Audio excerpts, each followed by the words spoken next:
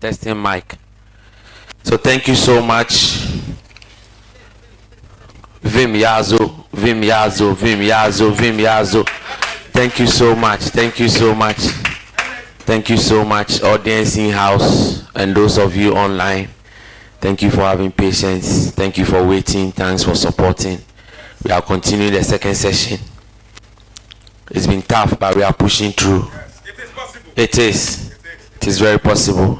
It is very possible. Very, very, very possible. We are not stopping. Tomorrow by this time, we'll be breaking the record.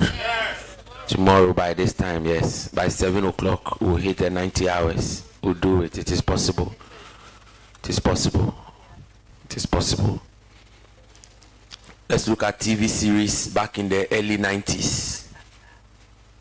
TV series back in the early 90s. Do you remember Oshin? What was the moral? What was the moral about that Oshin? There was this small girl. That was, I think, a house girl or house maid or something. That she will always be in the house. They will be sending her to go and fetch water. She will be washing. They will be maltreating. I know the Gen Zs don't remember. Oshin, that was Obra. You have to wait till I think 9 p.m. before they start Obra. There was talking points before Obra. And those days there were no color TV. Most of the TVs were black and white. So if you are fortunate, that black and white TV, you buy a colored screen and then you put it on the screen, the black and white. So if this is the color screen, every day, every image that appears here will be green. So whether the person is wearing blue or white or yellow, it will be green. The middle portion will be yellow. And there was a small TV, just about 7-inch, small TV. So in the neighborhood, if you don't have a television, you have to go to somebody's house. So they will put a TV in the middle of their compound and everybody will come with their chair. There's kitchens too. Come and sit and then you watch. You go with your parents. So you carry the stool. So when you get there, you put the stool down. Your parents will sit and you sit on the floor. When you are feeling sleepy, you have to sleep. Because the program starts at 9. But you have to go early, else you won't get a space in front. Was the whole community, everybody is coming there to watch that TV. So you have to go very early. Sometimes you'll be tired. By 7 o'clock, you send your chair there, you'll be watching other adverts and things like that. I think there was a sports program before. There will be GTV sports. And then after that, there will be talking point. And talking point, they will talk about the economy. Things that you don't have any interest, but you have to endure. And then wait for them until Obra. And then there was Cheche Kule.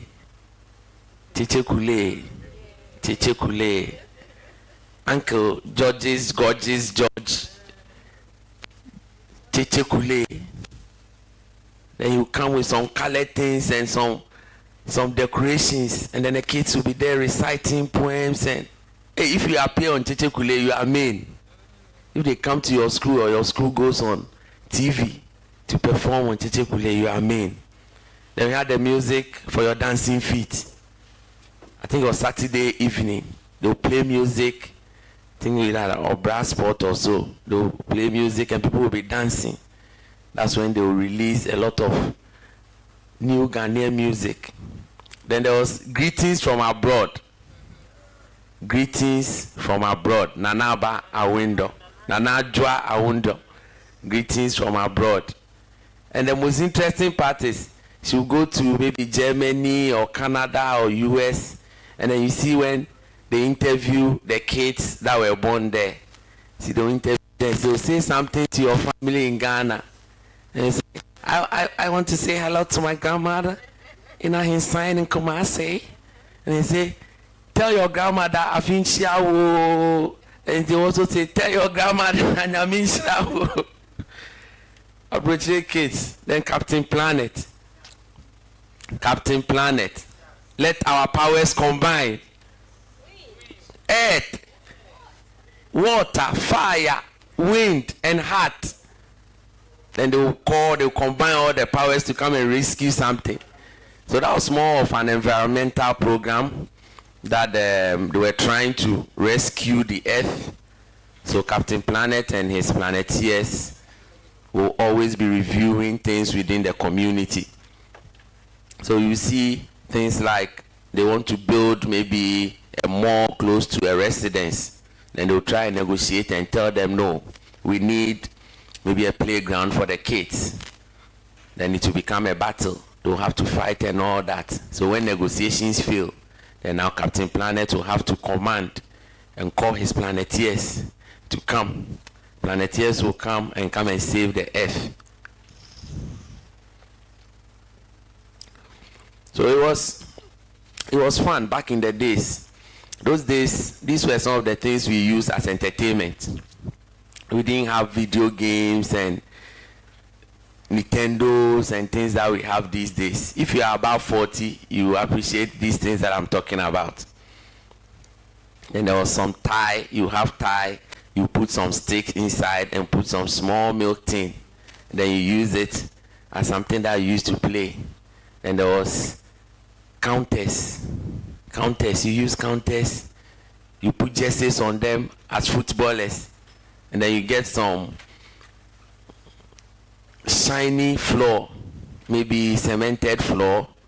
And then you'll be playing the football in there. And then there was agri. You know, ball bearings. They use ball bearings as car ties. And they will get like a wooden platform.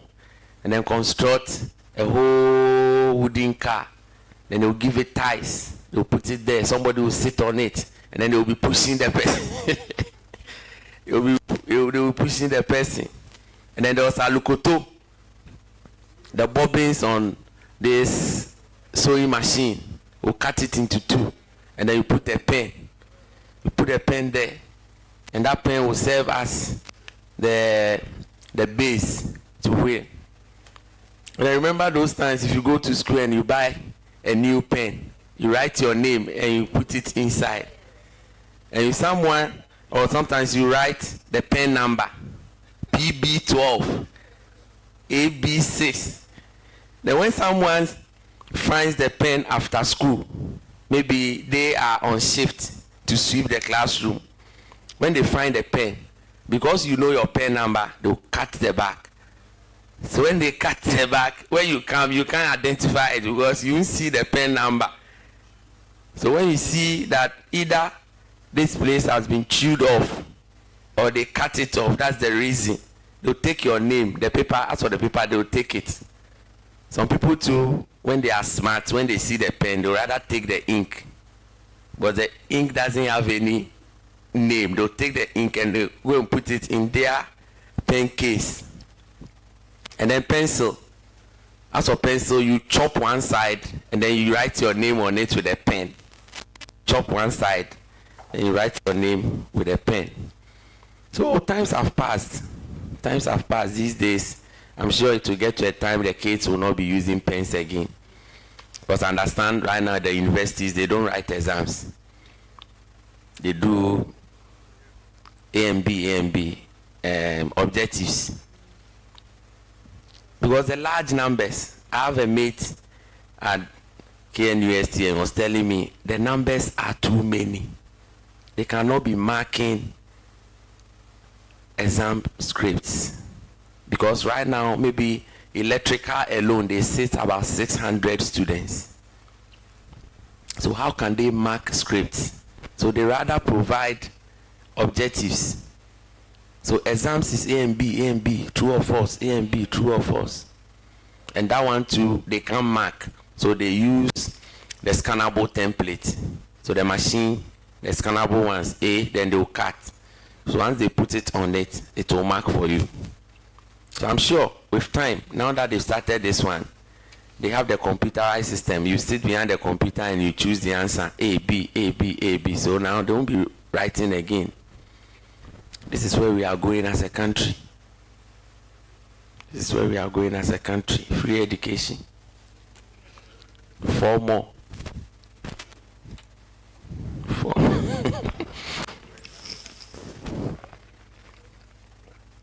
Let's see. Maybe another person will also come and change it. And that is how it has been. Every successive government will come with new policies. Now they said they are changing school uniform.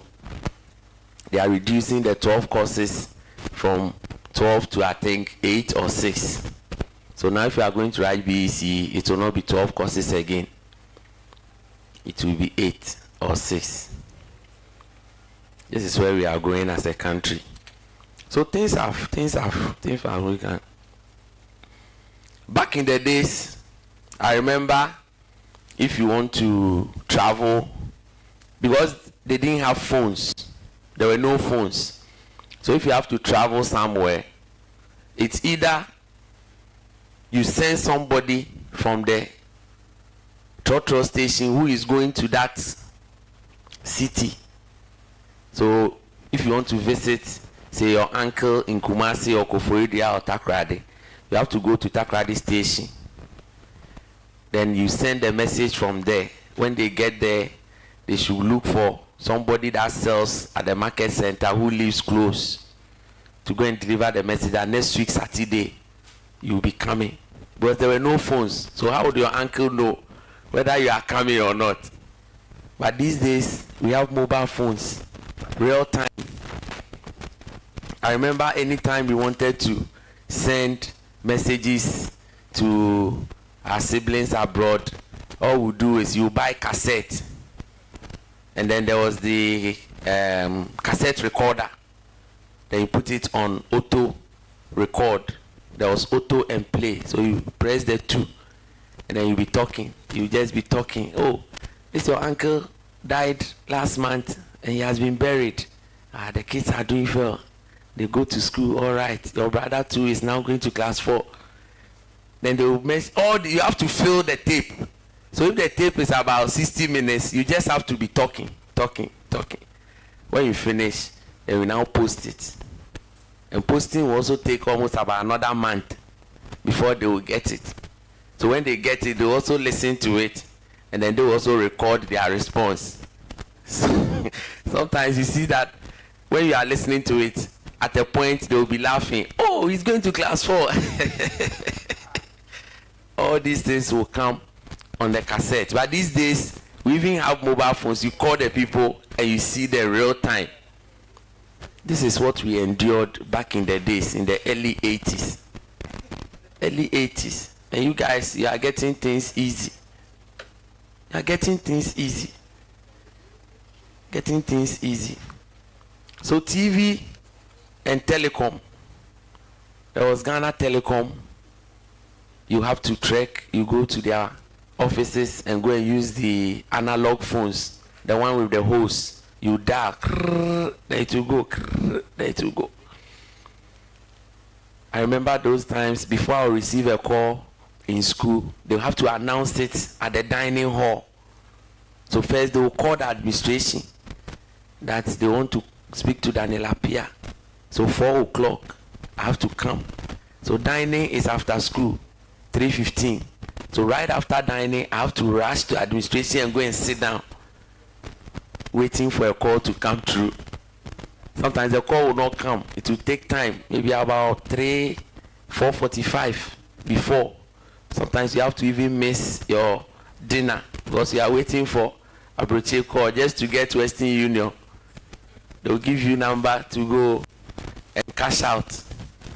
But this day, Western Union is not even in service again. All the other things, Momo has overtaken all these things. So yes, Ghana has really come far. We've come far. Those days, electricity bill, these CG officers will come round. They have a booklet. The booklet will be behind the meter. So they'll come and record and tell you have to pay 220,000. That is 23 Ghana cedis today. If you don't pay, they'll disconnect your light. ECG. Ghana Water too, they had a book. When they come, they'll come and read your meter and then write and deduct. This is the amount you have used. You have to pay. But these days, we've gone digital. You pay things digital. But savings is an old school culture. I remember my grandma would be saving with someone, and they use the tally system. You know the tally system? The tally system is when they write 1, 2, 3, 4. Then the fifth one, they'll cross it. So the man will look for somewhere on the wall. So they'll create, the man will write January, June.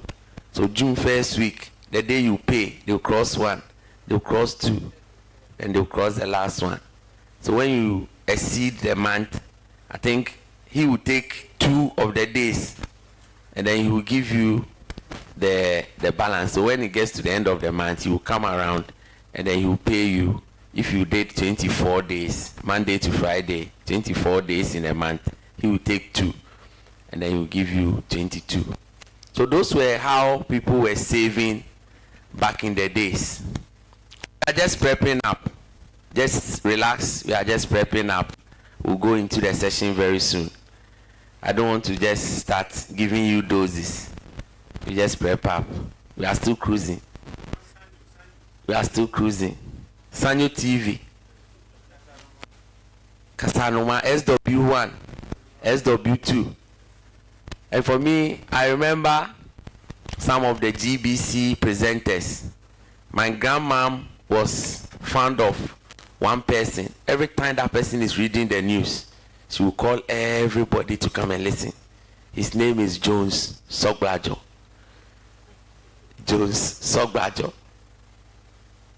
Jones will come and start reading the news. This is SW2, the news from the GBC, the president, this. When you finish.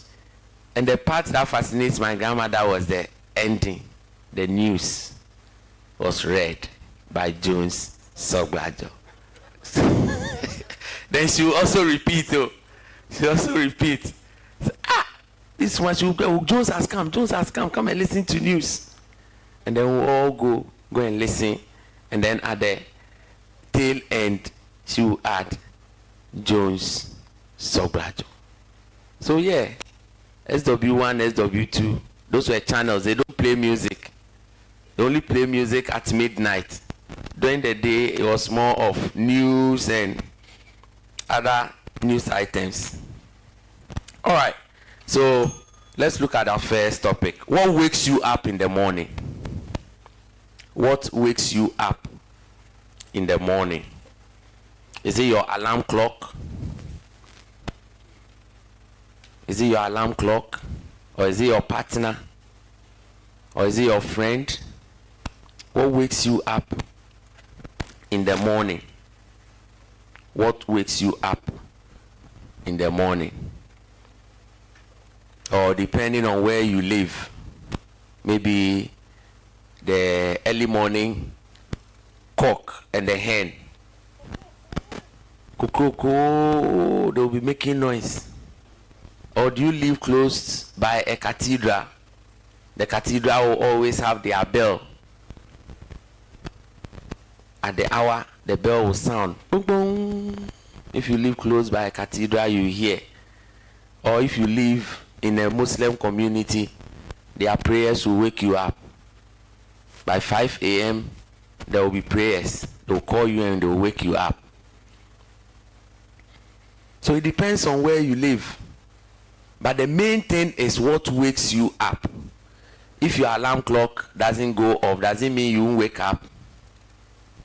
You have to wake up. But the ideal thing that has to wake you up in life is your passion. Your passion. Your passion has to wake you up. That is what will cause you not to sleep. So yesterday I told them, if you sleep comfortably, that means you don't have any passion, you don't have any dream that you are pursuing. So in life you should have a dream. Have a dream. And when you have a dream, you will not be able to sleep. Because your dream will chase you. And if your dream is not chasing you, then it's not big enough. When you tell people about your dreams, if they don't laugh, then it's not big enough. So he said that if you tell people, this is what I want to do, first they need to laugh. Yes, they need to laugh. Or it needs to scare them. Your dreams needs to scare people. Say, hey, is that what you are going to do? When I told people I was going to embark on this, yes. Say, how many days? I said 5. I said, hey, so you won't sleep for 5 days? I said, yes. I will not be sleeping. That is the dream. And yes, I've not slept. We are here.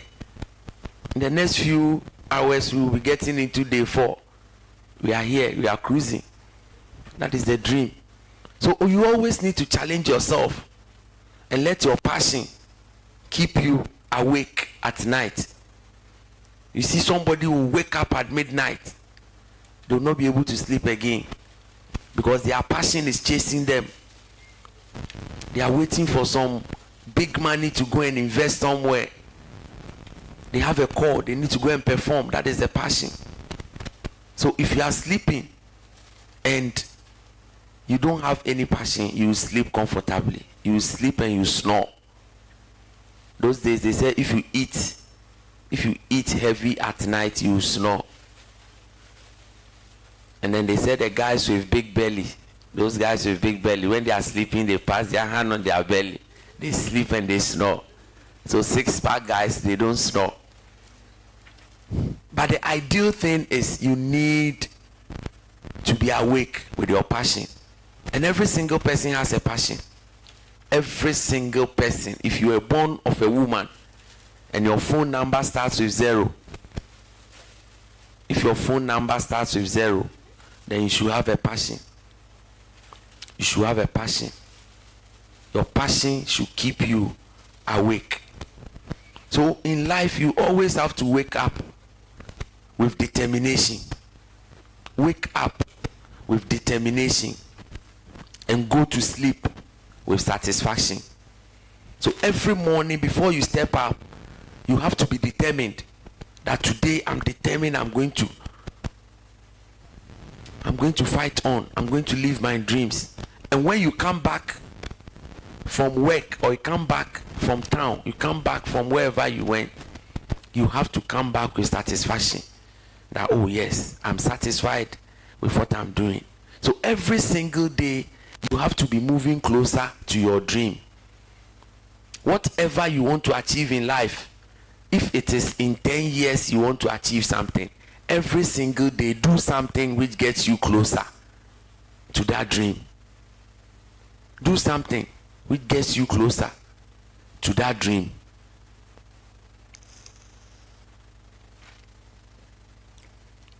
Do something closer that will get you to fulfill your dreams. There's the 18 minutes rule in achieving your dreams. 18 minutes rule. And that translates into 100 hours. 100 hours. So it is said that if you want to achieve your dreams, use the 100 hours approach. 100 hours. And I'm going to explain it to you. The 100 hours approach is for you to do things that will get you closer to your dream in 100 hours. And that 100 hours translates to 18 minutes. 18 minutes a day. 18 minutes a day. So how many minutes do you need in a year? We have 365 days in a year. 365 or 356. Which is which? Let's see the government school and let's see the private school. Don't take your calculator. Go and take Google. I'm sure some of you have forgotten. 365, government or private? 365 times 18. What do you get? 365 times 18. 365 times 18. Whatever value you get will be in minutes. So 365, 18 minutes times 365. You should get 6,500 506 70, right? So 6570, divide 6570 by 60, you should get 109. So that's the 100 hours approach. So every single day in a year, you have to spend 18 minutes getting close to your dream. So just use 18 minutes in a day. Spend that. If it's real estate, 18 minutes, drive to a bare land and just go and walk there and come back. Every day, 18 minutes. One day, go and pay for the land. You are getting close to your real estate. So after 100 hours, which will be 1 year, you should acquire the land. So every day when you wake up with that determination, make sure you are doing something which is getting you close to that dream, getting you close to that passion. So it's been broken down simple for you. Don't live a day without doing something closer to your dreams. 18 minutes, I don't think it's that much.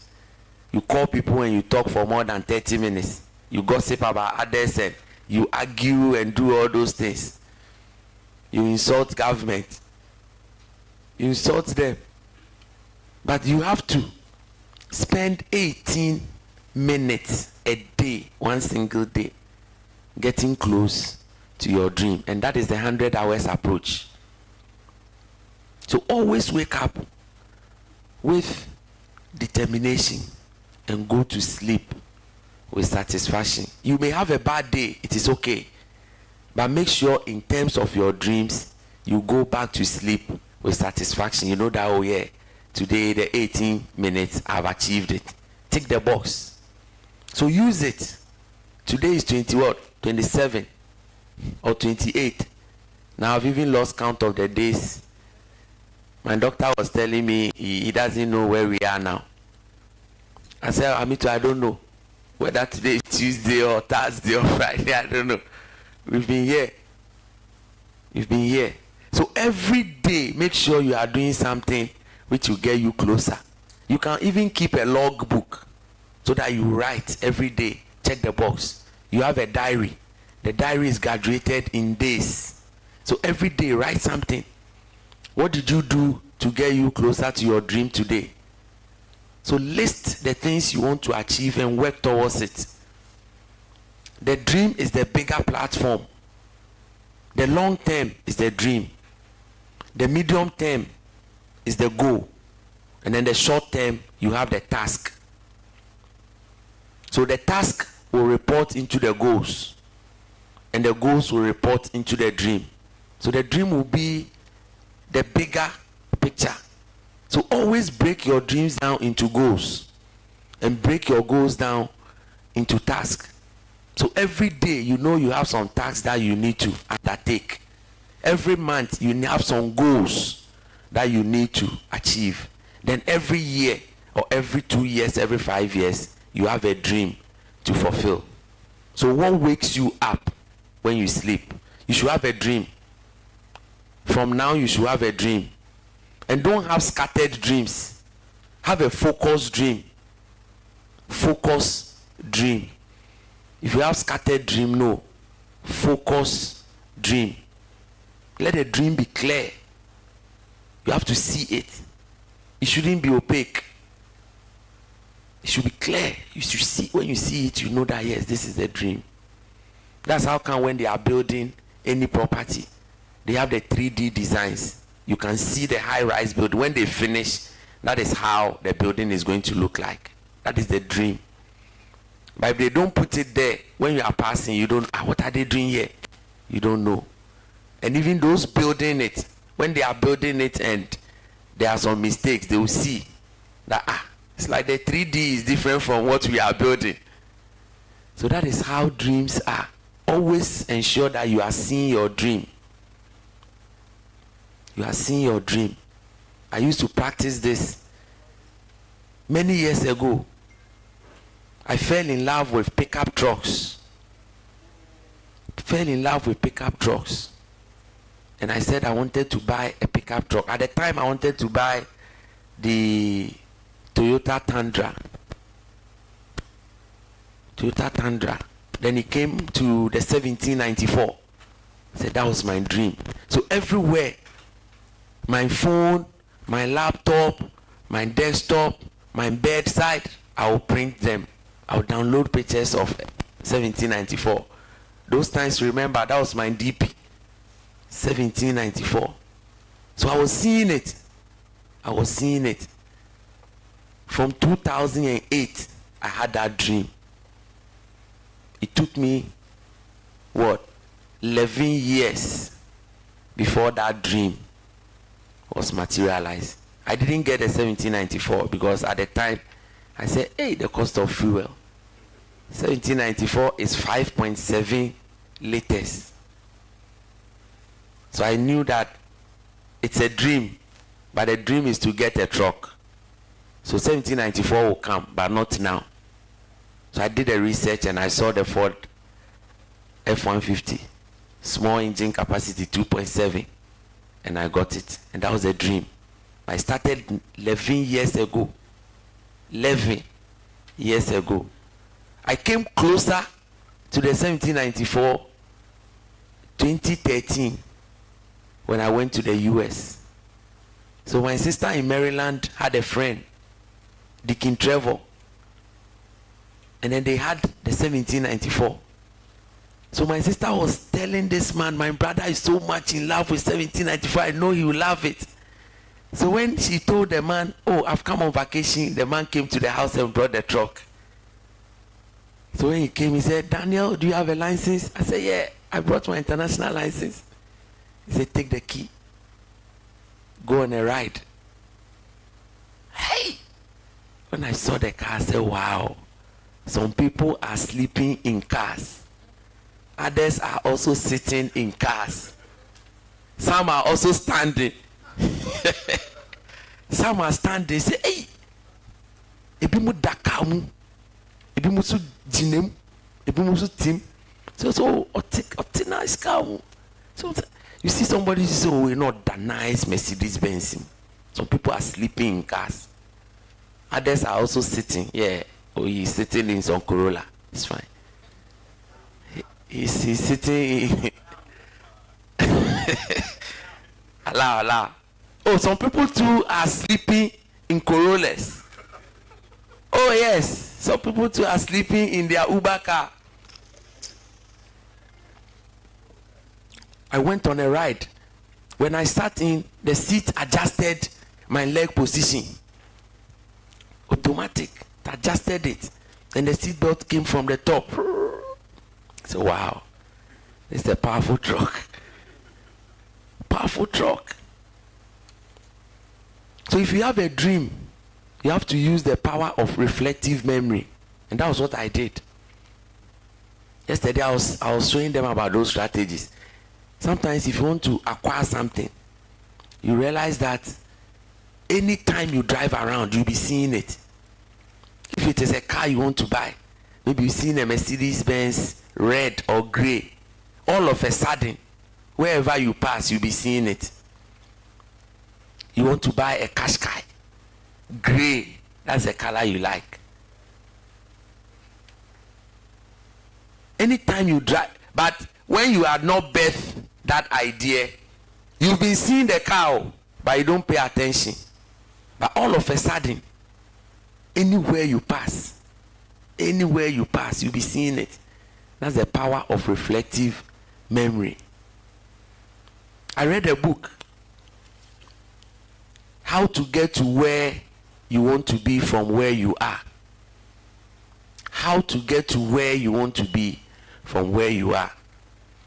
And in a book, it taught me about the power of reflective memory.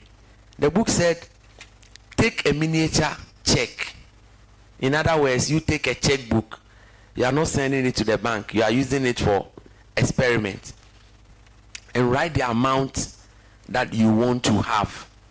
If you're a business person, write that amount down. This is my dream. So I wrote the amount down.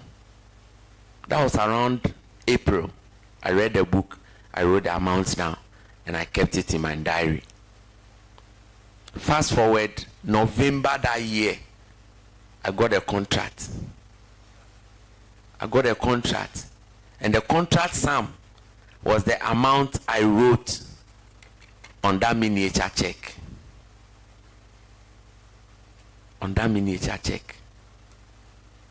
So these things happen.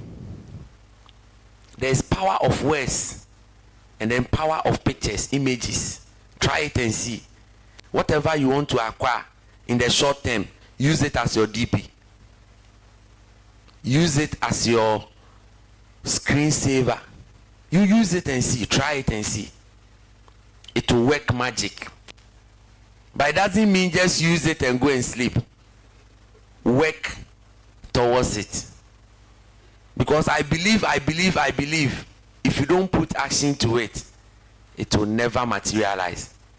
That is how come a lot of people go to church and they go and shout, I believe. They shout the loudest amen, amen. Then they'll go and give some offering in front. I believe. Then they put some money down. Then 1 year they will come, hey, but the prophecy came, I believed, and still have not received it. You didn't work, you just received it. But you should have put action into it and then work hard to achieve it. So I believe it's good. Receive it. I receive it. I receive. Go and work towards it. Receive is not enough. I believe it's not enough. But put action into it. And I strongly believe if you do that, you achieve your dreams. So dreams are good. Dreams are powerful. You always need to have a dream and work towards it. Let's look at pure water business. Pure water. I like the way the ladies have been mentioning it when they are selling by the roadside. Pure water. And then they wear their socks. I don't know who taught them how to. If you see pure water seller, she's always wearing socks. Maybe they don't want their feet to get dirty. That's the reason. Anyway, they are better than the guy selling the wipers. Pure. So pure water business. Do you know how it started? Do you know how pure water business started? Many decades ago, you buy something like the Olonka rubber. They had a little rubber like that, they put water inside. But prior to that, they were using Veronica bucket. So Veronica bucket didn't come through this corona. Veronica bucket existed many years ago. So they will be carrying it on their head. And those ladies were very creative. Do you know what they do? They have the water in there. And before they put the nozzle, those times they had not put the nozzle. The nozzle is the pipe. But those times they are not put it. So if you want to buy, you just go down a little bit in style, turn the bucket and put the cap. So she had the main cap. So put the cap and fetch. So they had a little bucket with them. So when they fetch, they'll put it in the cup for you and you drink.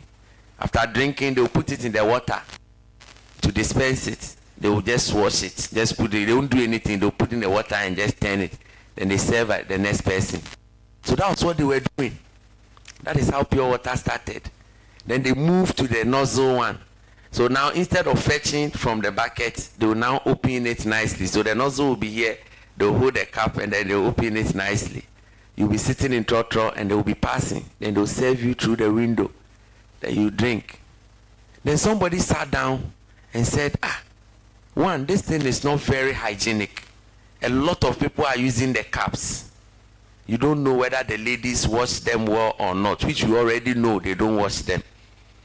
So someone sat down and came up with an idea that let's bag this thing in the bags, the clear polythene bags. So that also became the new order. So now instead of selling in cups, they will bag them and tie it. And then they will put all in the bucket again. And then they will come and sell. So when you buy, you just hold it like the cocoa rubber. And then you drink it. That is how it started. Then alongside, someone also dreamt about it. He said, this thing, we can go the next level. But that rubber was not very strong. And in terms of branding, you don't even know who manufactured it, their contacts, what they even use to produce the water. So someone also sat down and then came up with a business idea that let's try and get sachet rubber and then stamp our names on them and then start producing the pure water we have today. And then everybody started doing it. And one thing about Ghanaians especially, Ghanaians, when they are replicating business, they do ditto. They don't add any innovation to it. When there's a business that picks up, everybody will be doing the same business. People don't add innovation to it. If you're a business person, I want to sell this idea to you. Try it and see. If it works, one day come and bless me. So this pure water, everybody is doing it. The same thing, the same branding, the same color. The sachet is the same color. I think I normally see blue. Few people have red. But fine, from printing perspective, if you want to print on a clear bag, blue and red, green will not be too good. Yellow will not be too good. Black is worse. You don't do black. So blue is fine, I agree. But everybody is replicating that same business. Why can't somebody say vitamin C is good for children, it's good for people, it's good for everybody? Vitamin C. So can't you do just a tiny drop of vitamin C in the water, just so you stand out? Because everybody is selling the same thing. No innovation. Even the rubber, we don't have any innovation. The rubber is still square. Pure water is square. But somebody can say, oh, maybe let me do mine heart. Something. Heart. So you can pierce. You can just put a little punch somewhere. You pierce it and then you drink. Or you make it rectangular. But still, the capacity will be the same. The content, the volume. It is 300, 500 mil. 500 mil. So can't you just add a drop of vitamin C and then let the business niche be that, oh, you are selling to school children. They need more energy. So when they buy your pure water, which has a little drop of vitamin C, it will help them. You will stand out. You will be different. You will stand out, you will be different. But we are all doing it the same way. The same way. So when we are replicating businesses, we need to be innovative.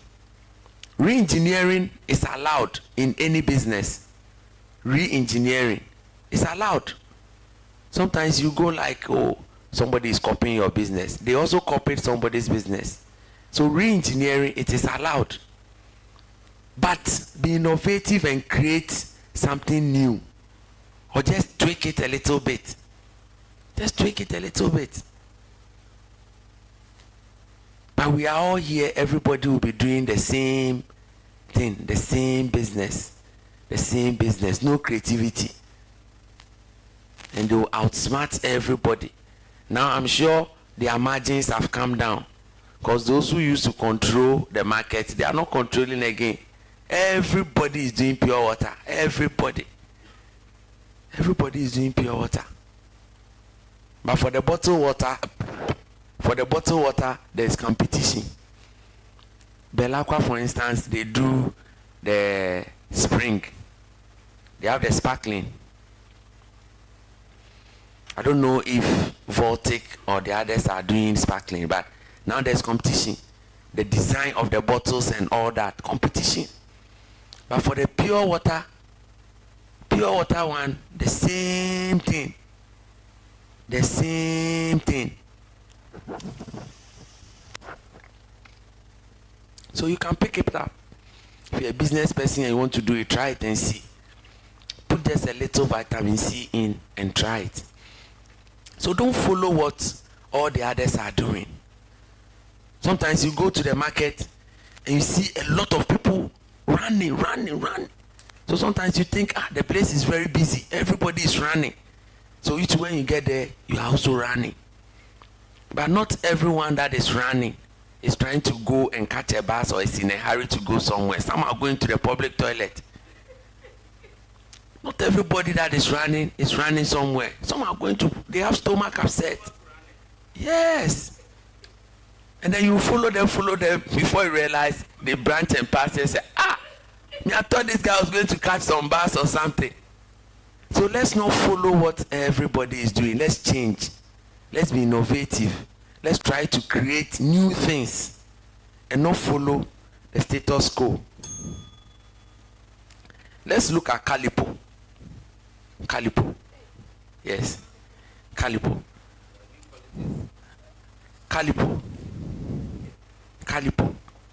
is a drink. Until recently, it was mainly like kids drink. Basically, they send it to school and all those things. Calipo was just a normal drink. So I remember, I think 2016 election. So I understand the current president was going on a campaign. And then he was wearing his kambu and one of his local shirts. And he was spotted drinking this Calipo. And people picked the picture up. They wanted to mock him. So the picture started going viral. The president is at the time, the presidential candidate is tired. So he was drinking Calipo in his car. The thing was meant to mock him. But eventually, the thing blew out of proportion. Now the thing became more like a trend. Now everybody wanted to buy Calipo. Even adults started buying Calipo. So now when they organize parties at the workplace, they buy Calipo and line them up. Now nobody is drinking Coke and fruit juices again. Everybody is drinking Calipo. So it got to a time, I hear Calipo couldn't meet up with the demands again. Say, hey, Calipo is finished on the market. Now school kids are not getting Calipo to school. Now adults are rather buying the Calipo. And it became a political thing. Whilst the opposition was pushing the agenda to mock him, now the MPP people too were buying more to support the agenda. So it became like a power play. These people were buying to mock. These people were also buying to support. And I'm sure the marketing manager of Calipo will start having sleepless nights. Because now he can't meet the demand. But Calipo was sitting somewhere. The marketing manager never dreamt that something like this was going to happen. He never. So in life, there's always a best time for somebody. All you need to do is keep doing what you are doing. The marketing manager was still selling. I'm sure they even had hard times, tough times. But he was still pushing it. Marketing it. And this thing happened. So in life, whatever you are doing, just keep doing it. You don't know when your best days will come. Yes. And something that will be meant for your mockery can overturn. Oh yes, it can overturn.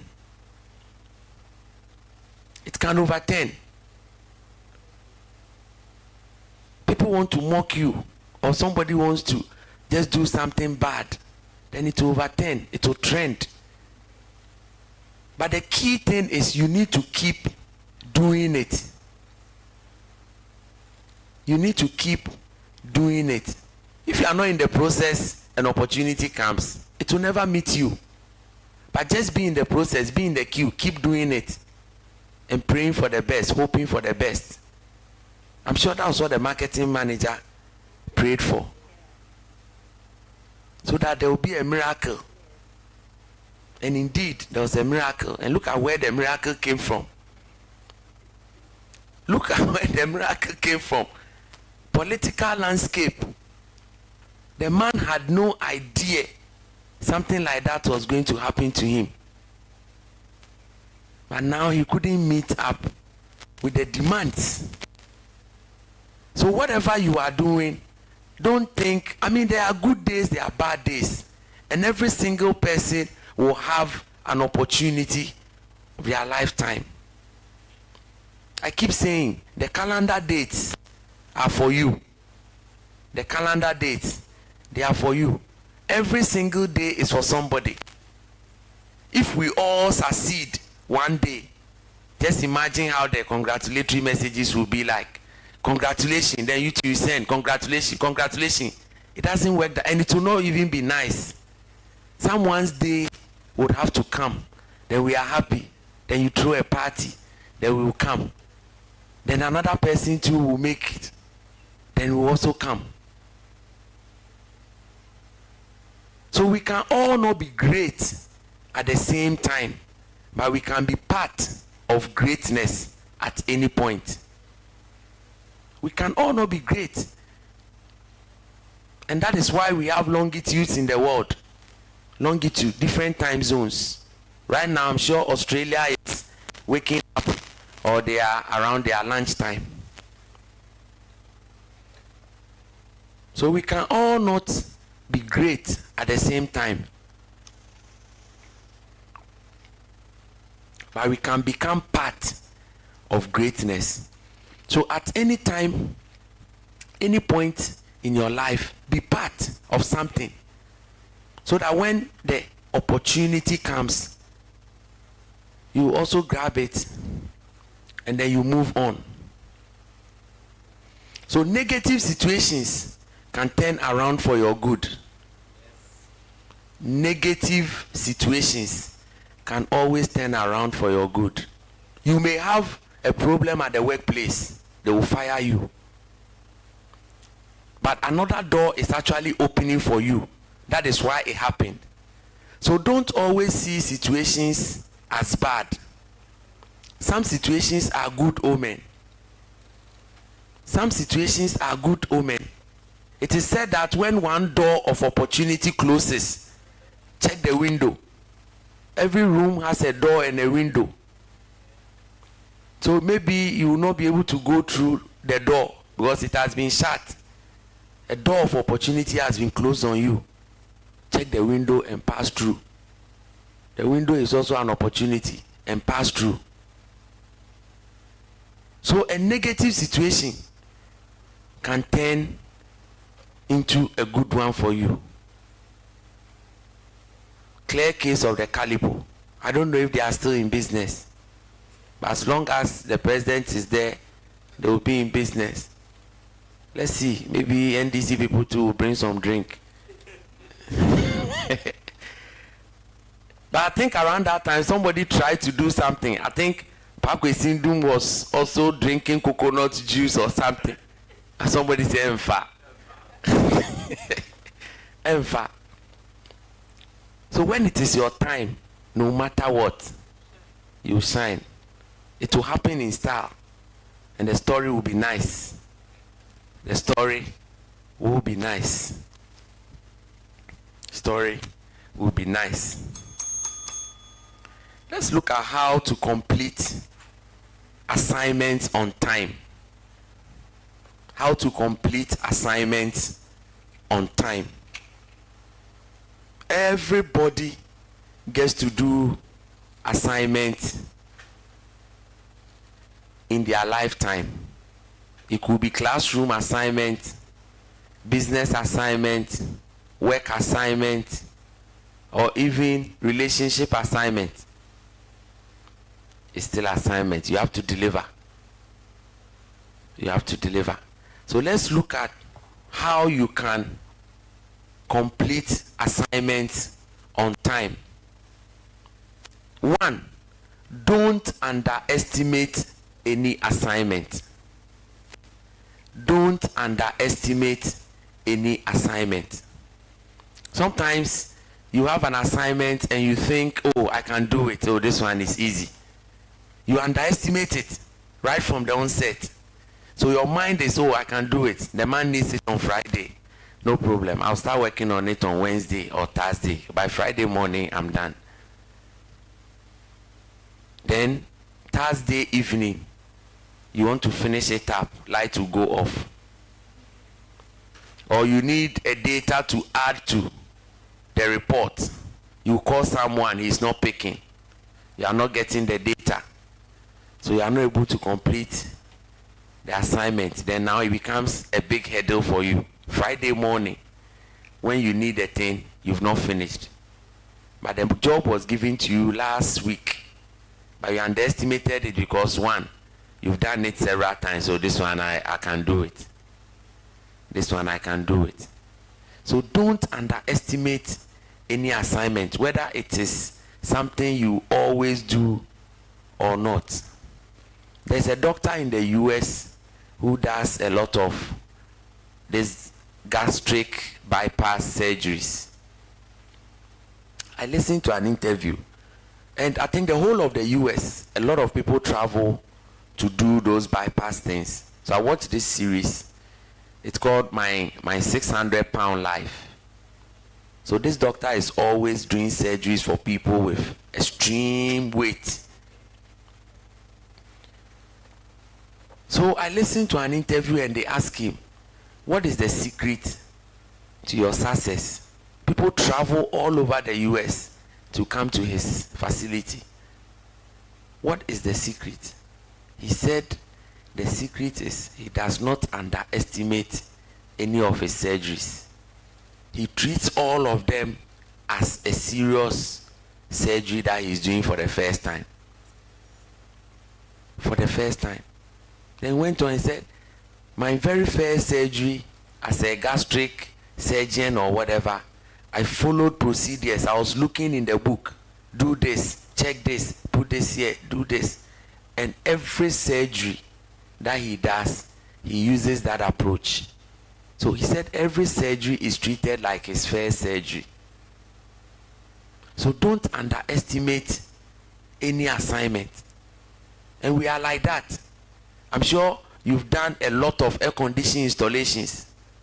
So when someone calls you and gives you an opportunity, oh, Asari, I want you to come and install these air conditionings and things for me.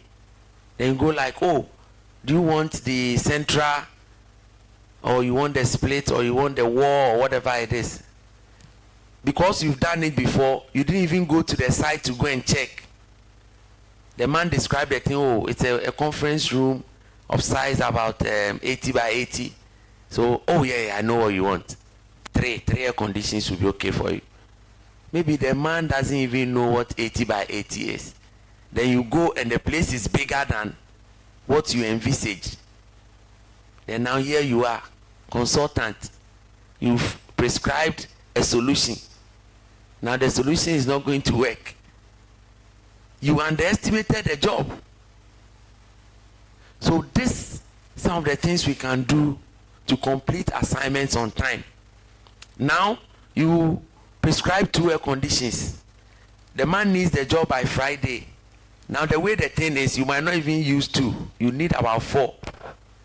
Now you have to bring in extra designs and positions. You can't finish by Friday just because you underestimated the job. Then let's look at the second point. Avoid complacency. Avoid complacency. What is complacency?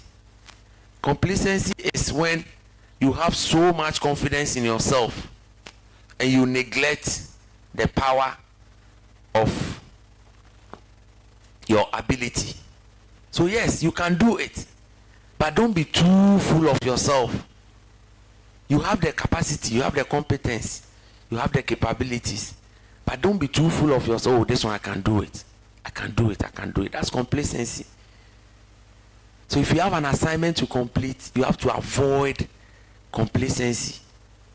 Otherwise, you always run into issues. You are so full of yourself. Oh, I've been doing it for the past 16 years. Then now you face the issue, and now you can't do it. You start sweating. Because the people will be looking at you. This is the guy who said he's the consultant. Consultant is struggling. And then the third point, lack of interest. Lack of interest. If you don't have interest in a particular assignment, you will not be able to finish it, or you won't do it. Guess what? Somebody will bring a problem to you.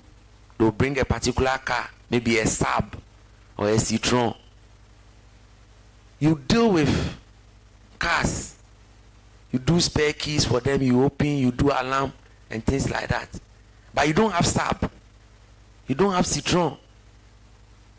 But when the guy called you, you didn't even ask the type of car. Say, oh, chairman, I have problem with my car key. Bring to shop, bring to shop.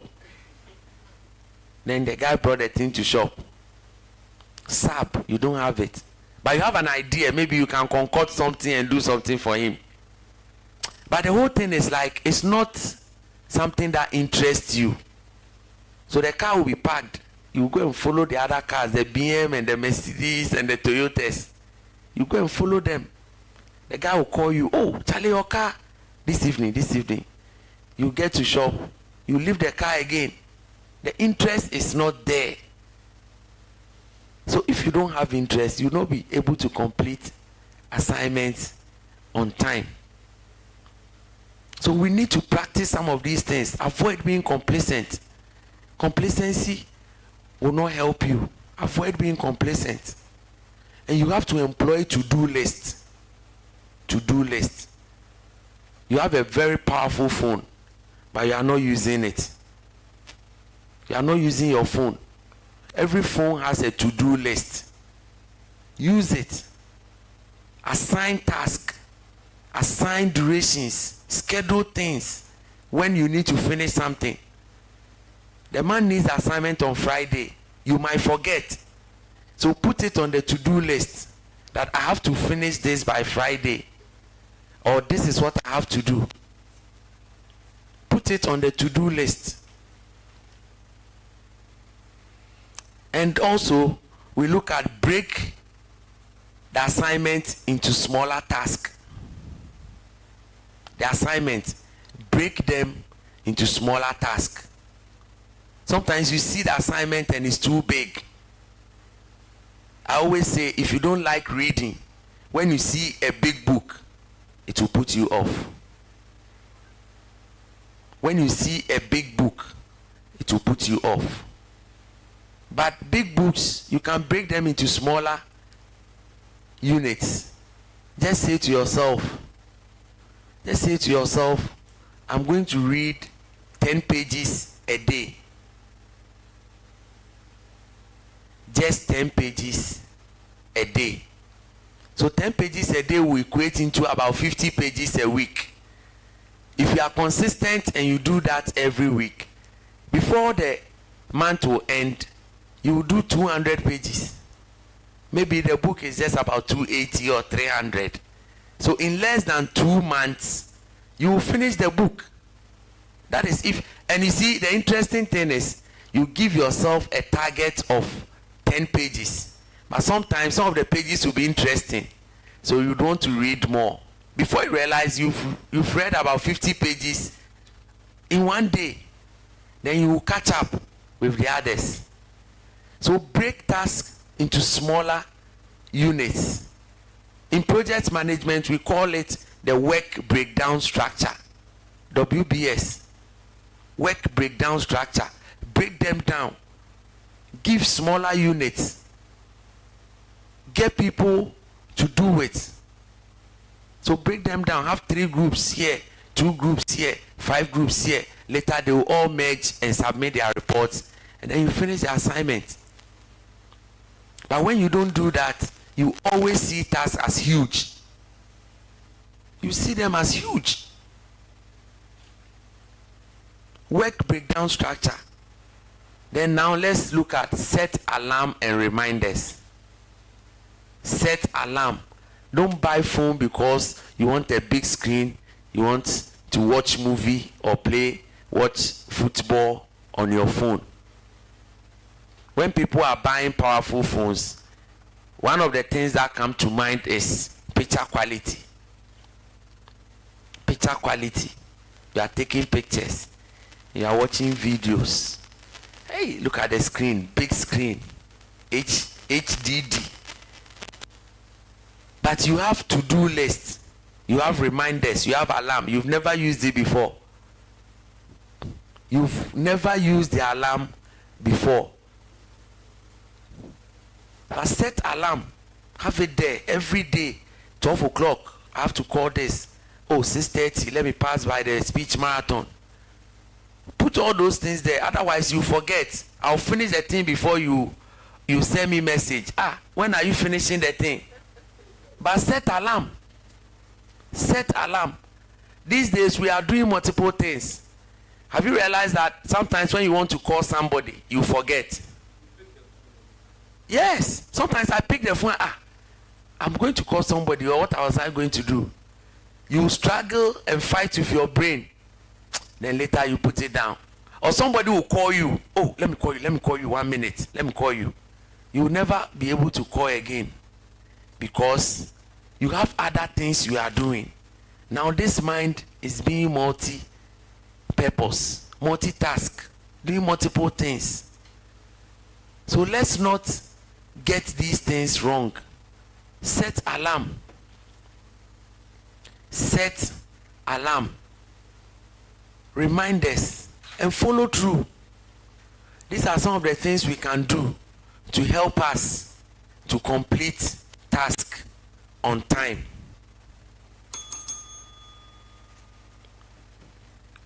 Three things you don't waste time on. Three things you don't have to waste time on. Three things you don't waste time on. One, or the three things that I call the 3 W's that you don't waste time on. One, don't wait for people for help. Waiting for help. Never wait for somebody for help.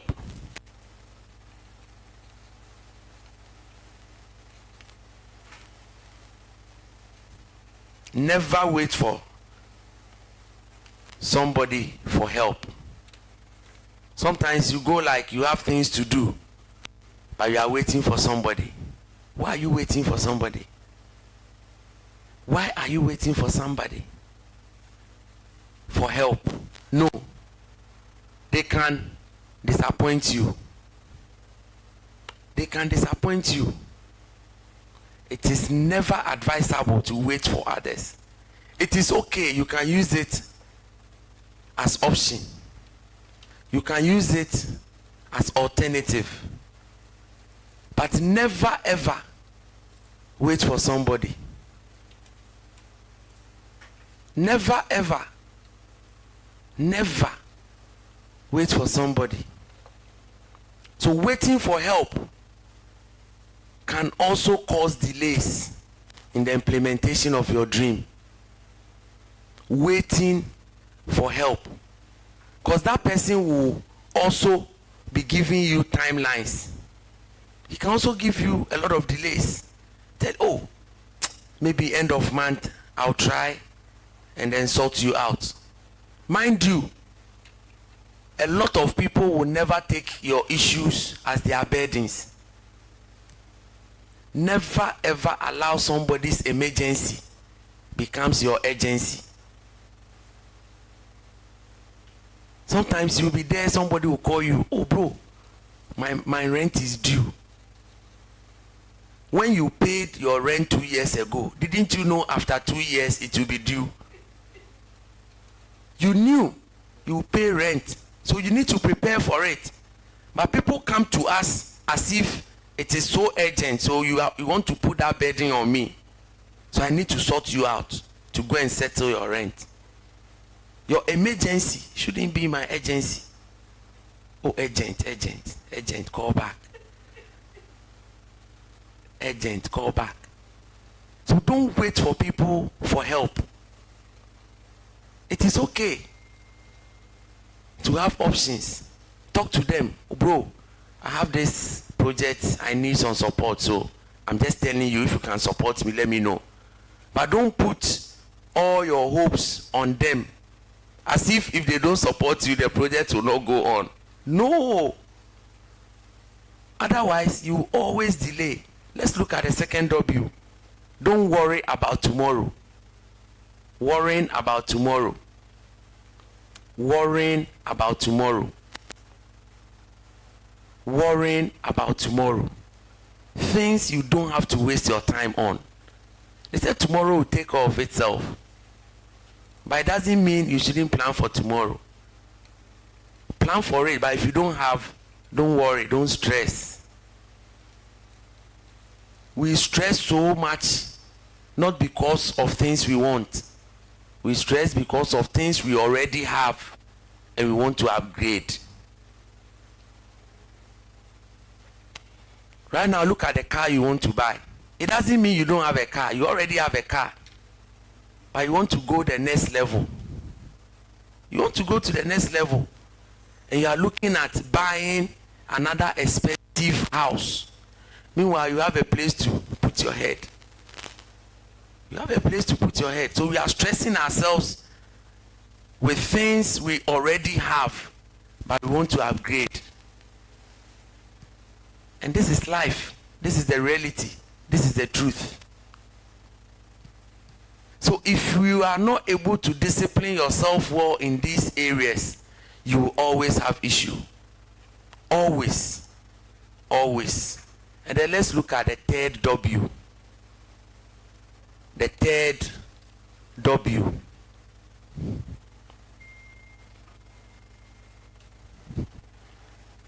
Let's look at the third W.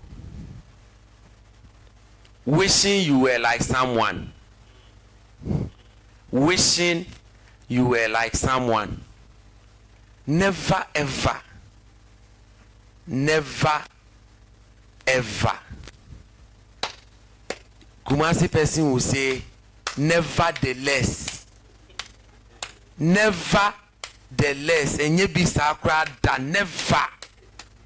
Never ever wish like you are someone.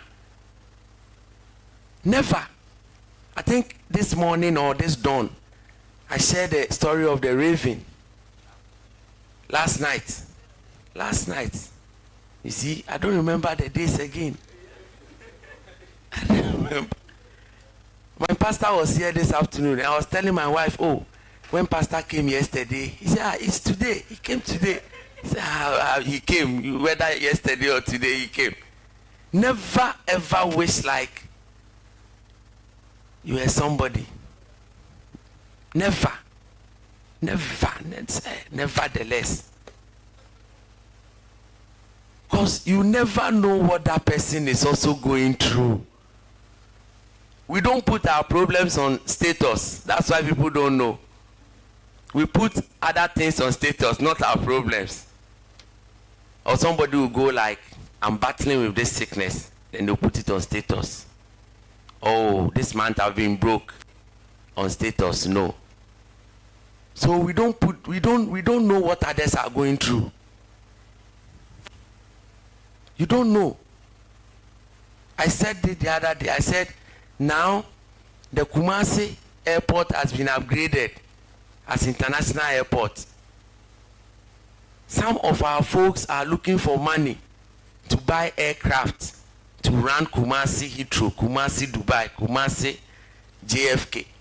And it is a burden for them. But you sit here and you think they have money. Oh, he's a rich man.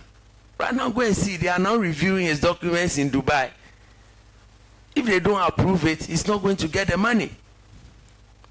So never ever wish you were like someone.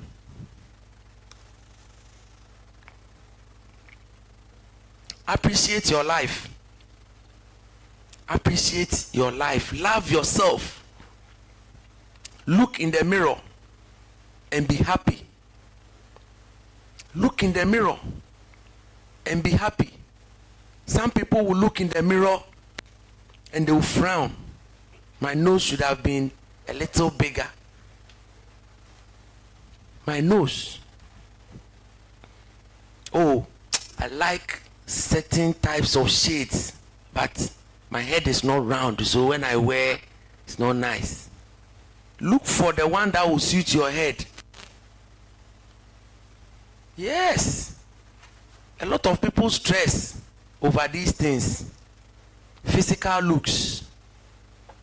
That is how come these days people are spending so much just to change their looks. Just to change their looks. The one that God gave you, you don't like. You want man to give you. So let's change our mindset towards some of these things. Don't wish you were like somebody. Love yourself. The day you recognize or the day you come to terms that I love myself, that will be the day you have self-fulfillment in life. That will be the day. Until you come to that realization, you always struggle. You always struggle. And some people don't have a very strong will. So anything they see, they get into it. The whole day, they'll see somebody's car. Oh, I think I should buy this car.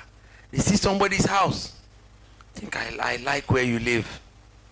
The raven was going around asking all the birds that I want to be like you. And they were all telling him their story. Raven went to Parrot. He said, Parrot, I admire you so much. I want to be like you. Parrot said, hey, you don't know. I'm always in a cage. You move from your home. You've come to me. I'm in a cage. I don't go out. When my owners are leaving, they leave me in the cage at the mercy of the weather. It's just a few rich people who put me in their kitchen. Parrot said, hey, you can't be like me.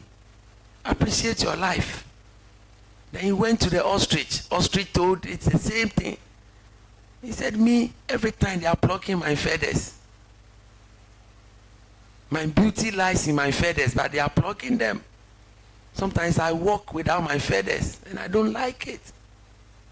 He went to the eagle. Eagle to the same thing. He said, Charlie, I'm struggling with the weather. Look at the sun these days. I go beyond the storms. The temperature there is -6, -8. I have to endure. You are coming from a home. You have a home. So Raven went back and told the monk, please, I accept my life. So if we will all do the same thing, I'm sure we'll all come back and accept our lives. Or talk to your friends.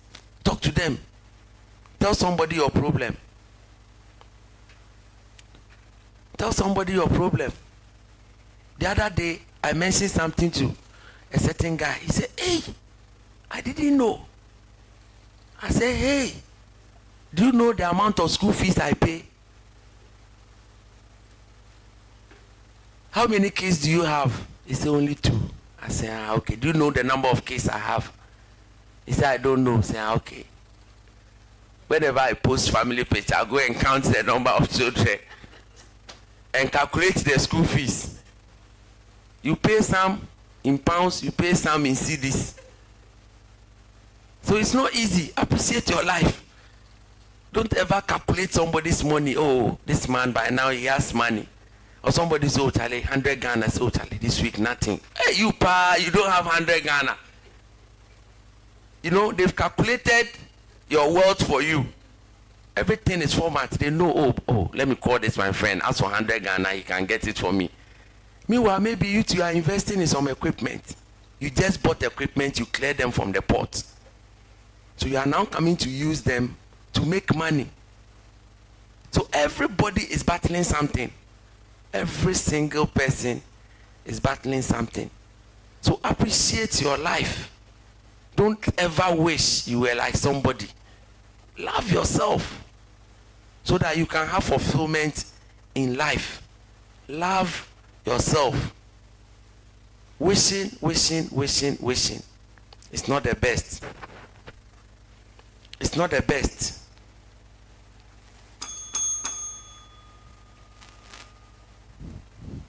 Fire, fall, and failures.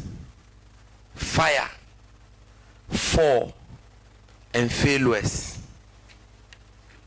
These are the first place to learn life lessons. The fire, fall, and failures.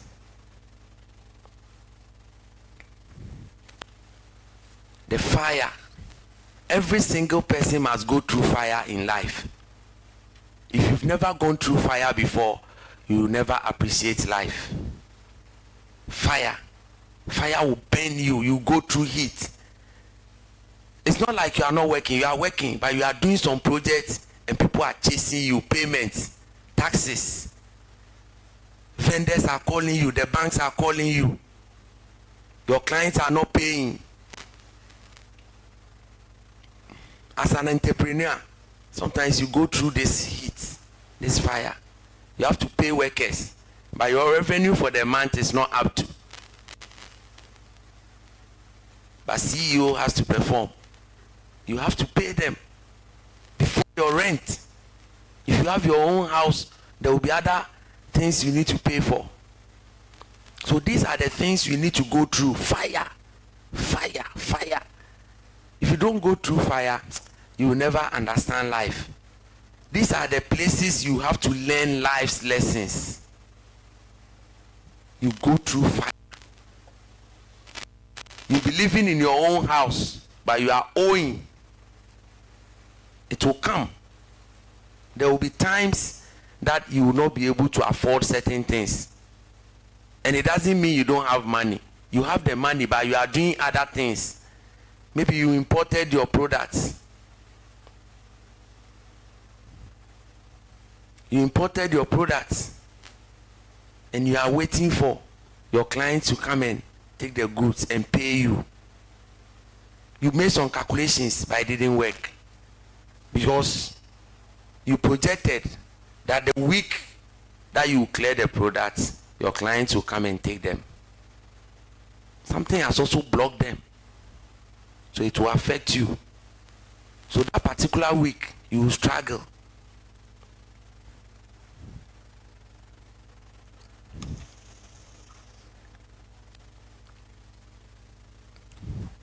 That particular week you struggle. So you go through fire. Then fall. Every single person must fall in life. And I'm not talking about physical fall. I'm not talking about physical fall. You have to fall in life. And how do you fall in life? Some things will not go well. Projections will not go well. Certain things that you project, certain things that you want to do will not go well. That will be the time you see that you are falling. And sometimes you even look down on your own self. That why me? Why me? I was doing so well. Right now, what is happening? I don't understand. Those who also want to equate spiritual things, they'll start thinking negative. You have to fall. And when you fall, there's a reason why you fall. Sometimes see when you fall, you wake up, especially when you fall in public. You wake up. And then now you start watching the road. What caused me to fall? I tripped. Oh. Sometimes you even go back and hit the thing again. That how can this thing let me trip? Then you come back to terms. Now when you are walking, you be careful. So falls reveal lessons to us. Lessons. Those things will not be taught in a classroom. You have to go through it. You have to experience it before you understand. So there are some falls that are valuable, they are needed, the much needed force in your life. Sometimes you have to be unemployed so that you have time for yourself and think. But when you are working, you are not thinking. You wake up in the morning, you are gone. You are gone. No me time. You don't even have time for family. So you have to go through unemployment and have time for your family. I remember during the corona pandemic, a lot of women were giving testimonies on social media. They said, thank God for the president. He has imposed lockdown. Now our husbands are home. Our husbands are spending time with us. So it means the husbands were always away. The husbands were always away. And then one comment too that I heard, they said, only go out if what you are going to do is essential. So it means all of us who stayed at home, whenever we go out in the morning, the things we do is not essential. So all this traffic you see around, they are non-essential things. Because during the corona, only the nurses and the doctors were considered people with essential whatever. And you were home. But right after the lockdown, you went back on the road. So it means all the bankers and all those things, you are not essential. You are not essential. Bankers, only doctors, and even some of the doctors, they stayed at home. They are not essential. So all this traffic, the Christmas traffic and all that, they are not essential. We worry ourselves. So some force are necessary. Oh yes, some force are necessary. We go through certain things and you have to sit down and think well. And think well. You stay at home, have me time, spend time with family, so that you can get to know certain things. Some men don't come home early. They leave very early. By the time they come, the kids are sleeping. Saturday to funeral. Saturdays are for funerals and weddings. Stay at home. Stay at home. So it is said that if you don't have time for yourself, life will find time for you. That is how come sometimes you just get sick, just so you can spend time at home and spend time for yourself. Have time for yourself. Every time busy. Nobody knows what you are doing. Non essential. My mother would say busy for nothing. My mother would say busy for nothing. Then let's look at the last F. Failures. Failures. Failures. Sometimes people think failure is the opposite of success. But I always tell them failure is not the opposite of success. Failure is part of success. It's not the opposite. So when you are failing in life, you should know that success is closer. The more you fail, the closer, and then the brighter chance to succeed. So failures are good. Failures are good. This man that I work for, the inventor of the light bulb, he is reported to have failed 1,000 times. And he wanted to give up. And he said, let me try the last one. As for this one, if it doesn't succeed, I'm not going to try it again. So he tried 1,001 times before he succeeded at inventing the light bulb. So when you go home and you switch your light on and you get light, someone failed 1,001 times. 1,001 times. Light bulb. Thomas Edison invented the light bulb, and today we are all enjoying the light bulb. We are enjoying the light bulb. So failures are good. Fire is not a comfortable thing or a comfortable place to be. But when you appear in a place that is not comfortable, what happened?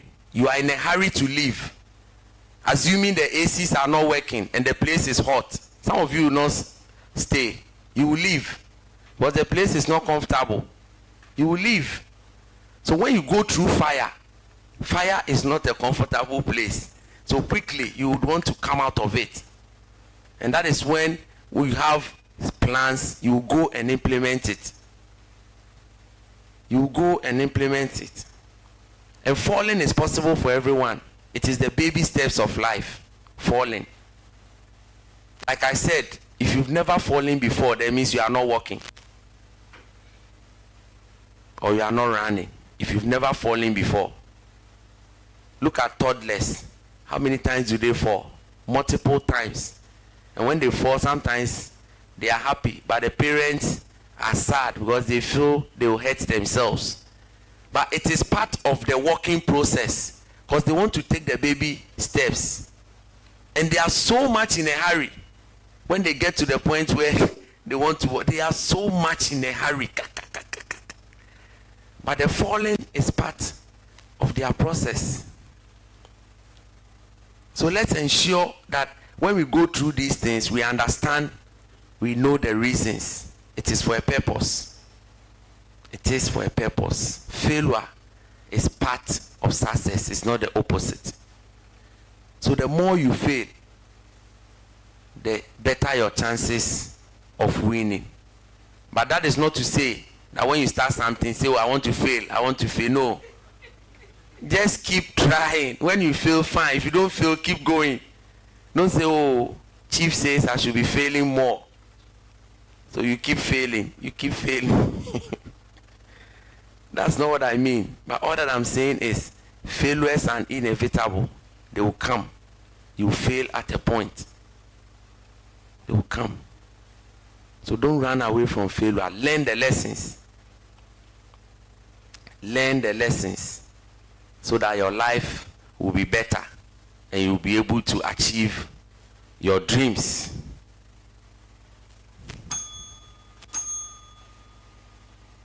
Simplicity is self-love. Simplicity and self-love are all acts of contentment. Simplicity. Simplicity. Simplicity. Growing up from community 2, there was this man running a business. He was into transportation. And then the company name was Simplicity. So he had like yellow trucks. And then they write Simplicity. So I remember class 4, class 5 or something there. We had either dictation or something. Teachers will be asking, what does this mean? So when they asked me what is Simplicity, I said, oh, it's a yellow truck. I didn't know because it was a man's business name, Simplicity. I didn't understand. So anytime I see this thing, Simplicity, and the man was a humble, simple man. So I always equate simplicity to the man. Say simplicity and self-love. These are all acts of contentment. So what is simplicity? Don't tell me it's a yellow truck. Don't tell me it's a yellow truck. Simplicity. Simplicity. Breaking life down. Breaking life down. Breaking life down. That is simplicity. Doing the simple things.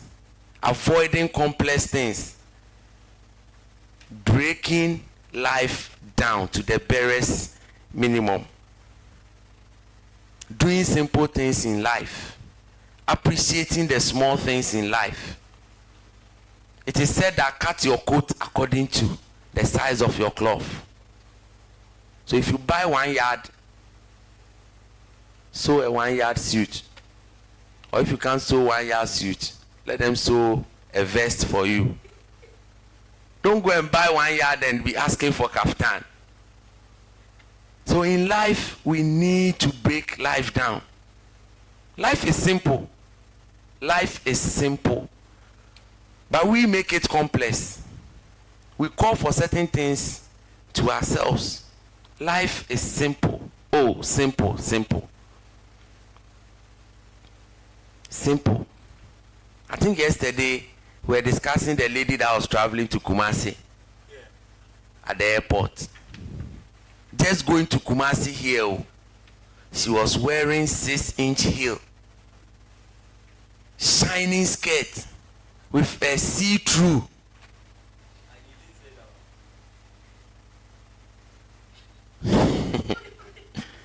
Now I'm giving you the vivid description of the dress. Yes, with a see-through top.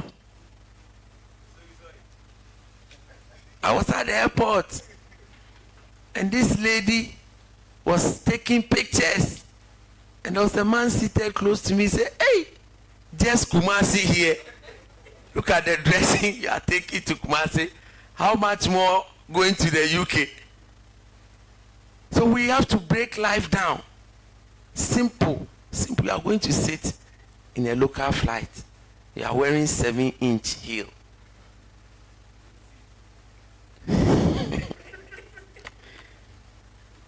Sometimes when we are traveling and we see how some people have dressed, you are just going to UK, night flight.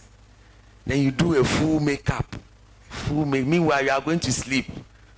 You are going to sleep. You see professors, they are wearing their suits with tie.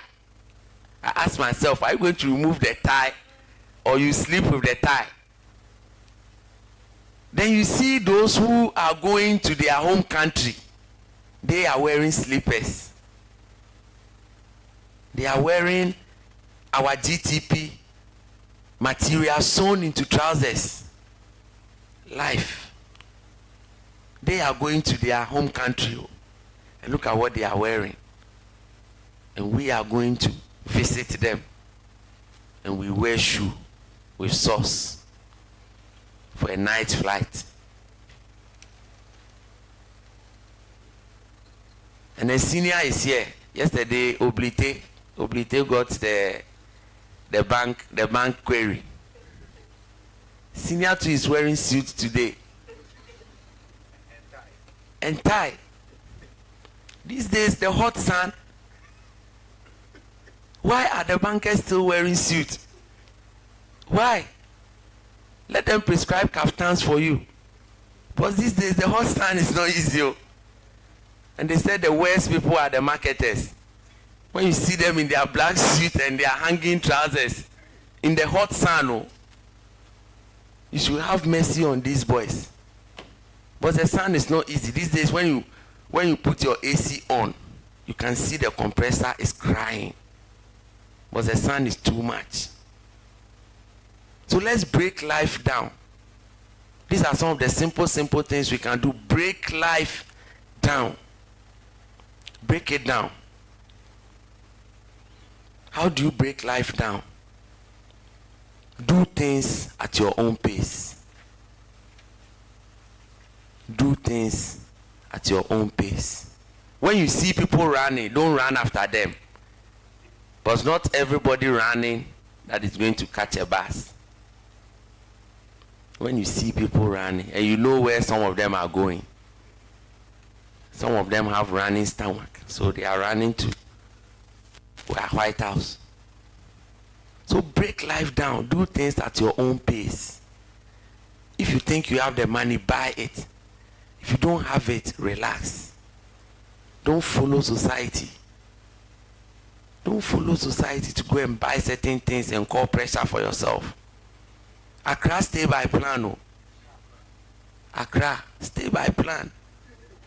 You will see certain people. I know someone, whenever he's going for state functions or functions in his hometown, he rents Land Cruiser.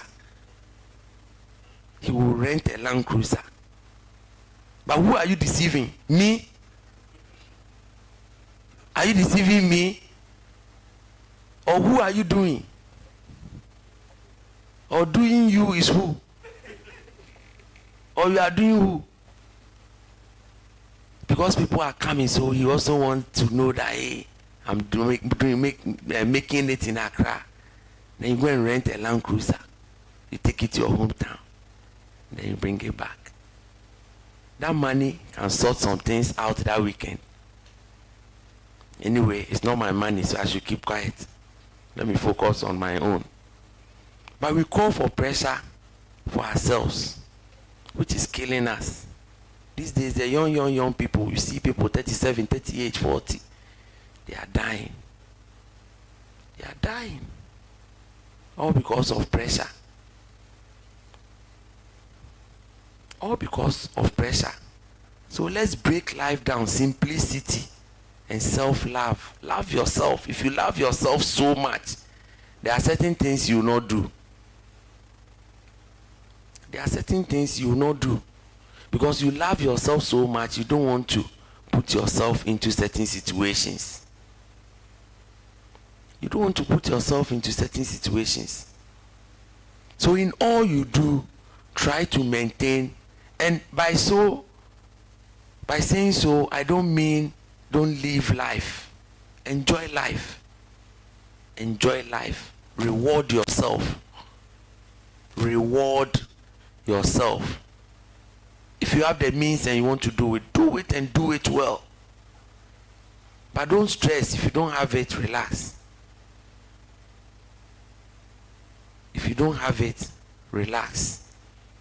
Luxury does not have an end. It's not going to end. Like my sister said, he said abroad is not full. So you can always go. If they bounce you your visa, don't be upset. You can always travel abroad.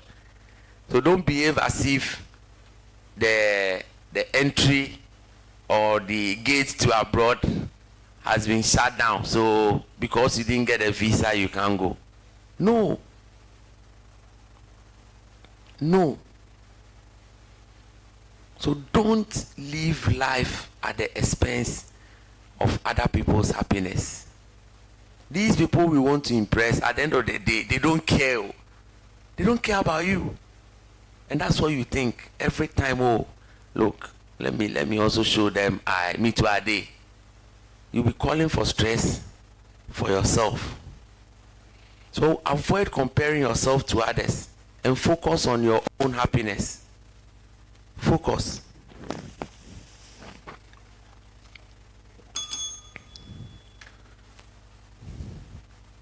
When it comes to matters of money, exercise caution with family and friends. Family and friends. When it comes to matters of money, exercise caution with family and friends. How many of you have ever had an issue with a friend or a family member because of money? Because of money. You give money to a friend, and when it's time to pay, the narrative will start. They will now want to explain Genesis to you. Family and friends. So may I always say, don't feel shy to put contracts in place. You might think it will not work, but when you start doing it, some of them will take you serious. Hey, you want the money, I'll give it to you at no interest. But when it crosses the time you want to pay, I'll start charging you interest. Then we sign the contract. We sign it, I give it to you. If you don't bring it and I'm okay, I just stay back. My interest will start running. If you don't pay after 1 year and you have to pay me times 4 times 5, you don't pay me, I engage legal services or the security services. Because people are taking advantage of others. I remember I put this on Facebook. That day, my timeline was flooded with messages. So it means people are struggling with this issue. People are struggling with this issue. People will take your money and they won't pay. And when you are asking them, they will rather think you are the bad person. And they don't have the courtesy to even call you to tell you, oh, I'm supposed to pay, but something came up. And these people are rather causing the genuine ones who need the money. The genuine ones who need the money not to receive assistance. But somebody's inability to pay you has now resulted in somebody's refusal. So you see that you always judge others based on what somebody did to you. So when it comes to family and friends, especially taking money, you start doing it casually. You see that you get results. Tell them, look, I'll put a contract in place if you agree. I'm giving you the money. If it's for 1 month, interest free. But when it crosses 1 month, even if it's 1 week, I'll prorate the interest and you will pay. If you don't pay, I'm okay. Let the contract run. Because honestly, it is becoming too much. People are just taking advantage of these things. Just imagine if 4 or 5 people take 3 figures from you in a month. But you're also a business person, you're a family man, you have things to do. One of my lady friends will say that anytime she gives money to you, it means that money was meant to be used somewhere and she sacrificed to give it to you. So if you don't bring the money on the date you promised, now you are also causing her to lose what she was supposed to use the money for. So let's try and get some of these things right. But if you don't do that, someone can cause you to have your dream to be delayed. Because where does money end? Where does it end? Does it end in the bank? Does it end with us? Money is revolving. It goes round like this. The day you get money, you pay fees. You buy this. It goes here. Money goes round. So if you give money to somebody and he decides to hold it, he has blocked you from moving your money around. So let's ensure these things are dealt with appropriately. I said you try it and see. Somebody is even taking. Recently I saw on Facebook somebody took somebody's money and you sent him a WhatsApp. He said, bro, have you transferred the funds? He said, you to 200 Ghana. And you are calling it funds. As if. He said, 200 Ghana. You are calling it funds. Just say, have you transferred the money? Funds, the funds is like 100,000 or something. He said, bro, have you transferred the funds? He said, 200 Ghana city. When did it become funds?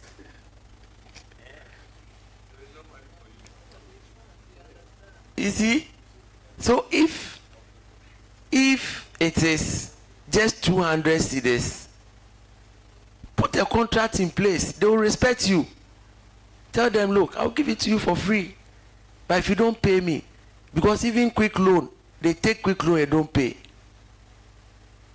Artisans, if you want to send an artisan money, he'll call you and tell you, send the money to a different number. I'll send you another number.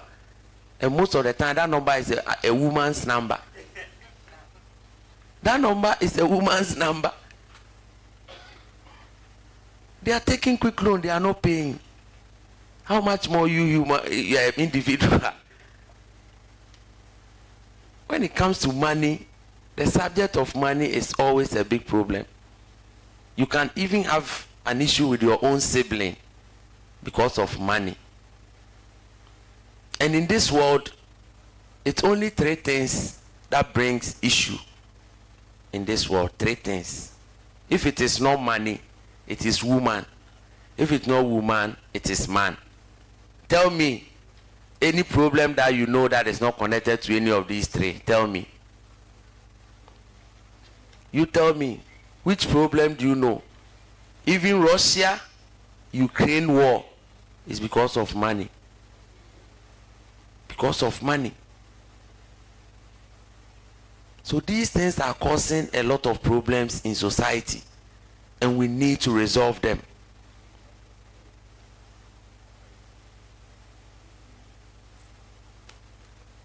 People are losing friends all because of this. You may have a friend.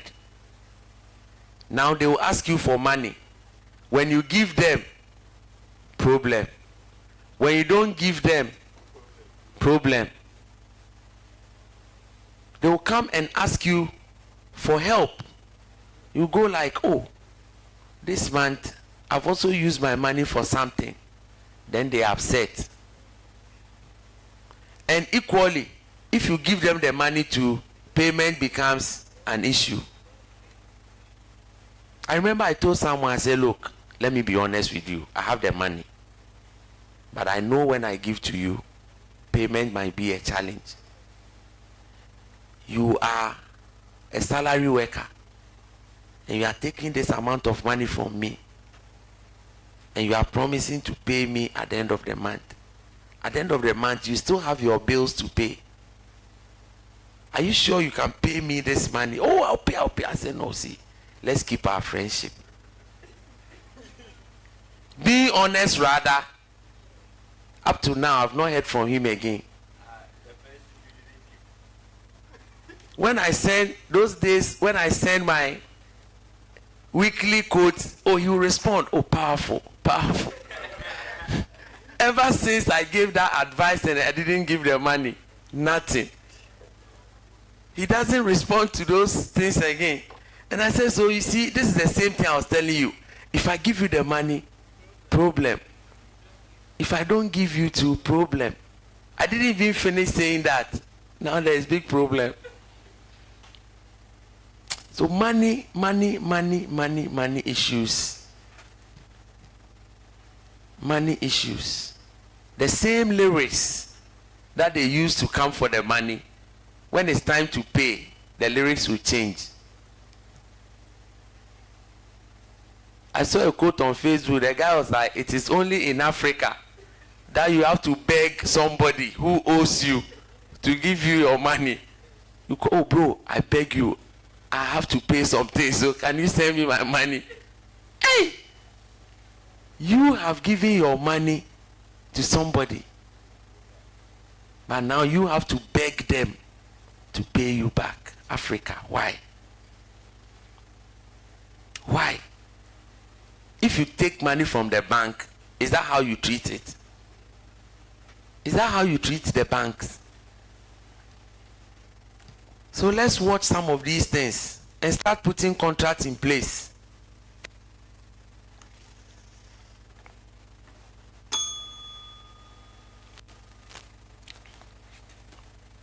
Nothing happens in your time. Nothing happens in your time. God has his own timing. Nothing happens in your time. God has his own timing.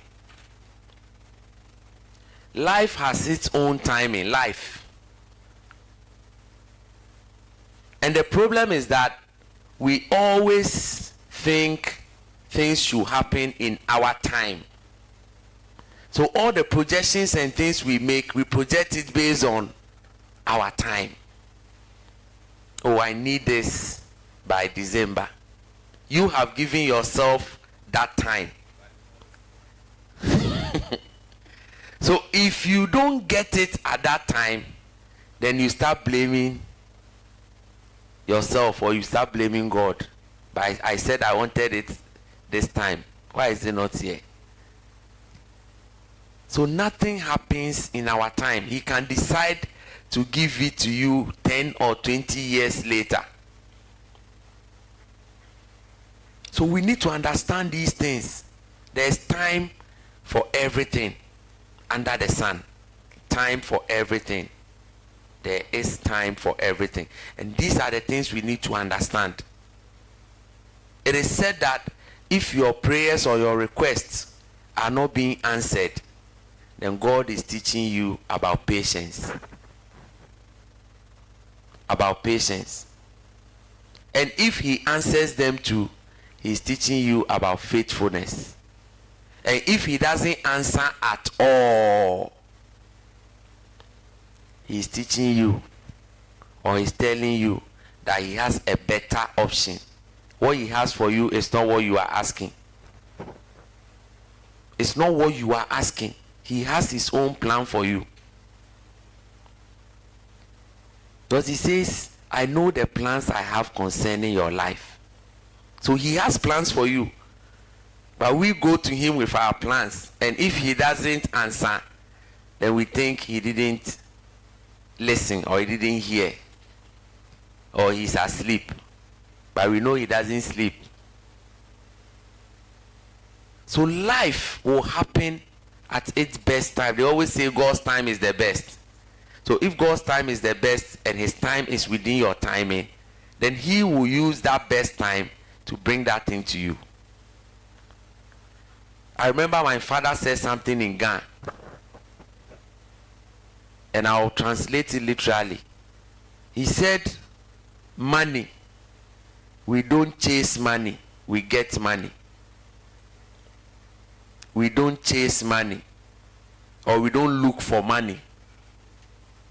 We get money. So if you look for money, you will never get money.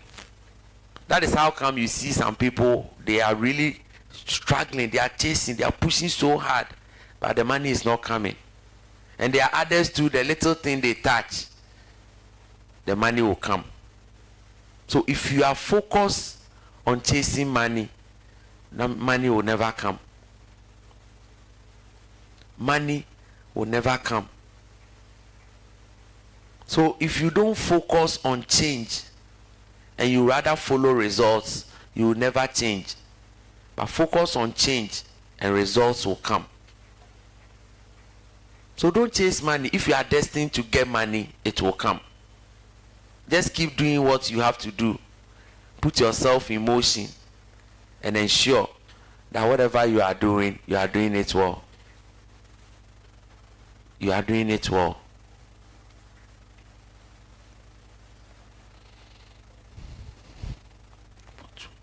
For 2 or 3 hours, 30 minutes, 3 hours. Wow. So you have to always chase your dreams. It will come through. But the biggest one, when you have to get that big dream, is in God's time, not your time. Not God's time, not your time. Not your time. He said, give us this day our daily bread. But these days we are looking for weekly bread, monthly bread, yearly bread. It's like the guy who went for the interview.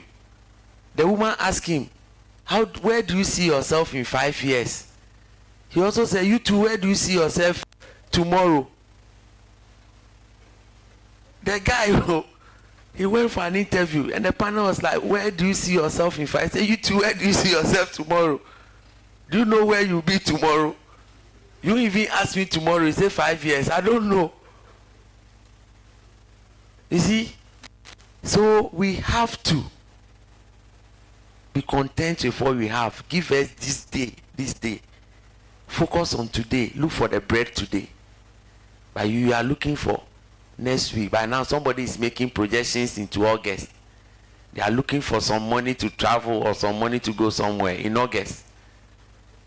But you've not even looked for the bread today. So look for your daily bread.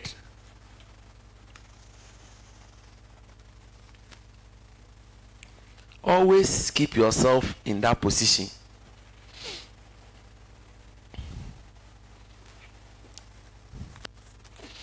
Always keep yourself in that position.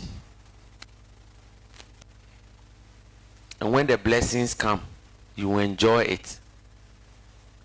Your focus should be on your today, daily bread, daily bread, daily bread, daily bread. But when you start chasing the weekly and the monthly bread, you struggle. You bring stress on yourself. So life has its own timing. Life. Everyone has their destiny. Colonel David Harland Sanders, the one who founded KFC, he finally through at the age of 65 years. Finally. He was chasing businesses, doing all sort of things. He was a bus conductor. He was working in a laundry. He was doing also, he was a mechanic at a point. But he didn't stop dreaming. He kept doing his chicken recipe, trying to push it to companies until finally he broke through. 65 years. But today somebody is 45, 42, 38, 27, 32, 34. They think they are late in life. They are late in life. Because of this attitude, I missed out on a sponsorship. I went to a woman in Tema. I wanted beverage. I told her, Madam, I don't want money. I'm not asking for money. I want beverage for my team. We have a big team here. We'll be doing Lipton, we'll be doing coffee, we'll be doing Milo, and things like that, biscuit. The woman told me, you say you are a motivational speaker. What are you telling the kids of today? What are you telling them? Just yesterday, a young boy of about 21 years told me he will buy my Lexus. Then she showed me Lexus, the Land Cruiser type, LS 570. The woman is telling me she's been working casings in Tema. She says she's been working all these years. It took her 20 years before she bought this Lexus at her age. She's 70. And this small boy, 20-something, was telling her yesterday, Madam, I'll buy this your car before the year ends. And now the blame is coming to Chief. Because of that, I didn't get sponsorship. The woman told me she doesn't believe in the things I'm doing to the youth. That's what she told me. What am I? I said, Madam, but if small sponsorship, Madam, you give me, I have to talk and talk. But Madam, my duty is to motivate them. What they go out there to say, I don't have control over it. Do I have control over it? I don't. Then I have to beg all of them, please, when you are motivated, don't go out and be saying other things. So, you see, it took the woman 20 years to buy her Lexus. You know, 20 years. And then now I'm taking the heat. I'm taking the heat.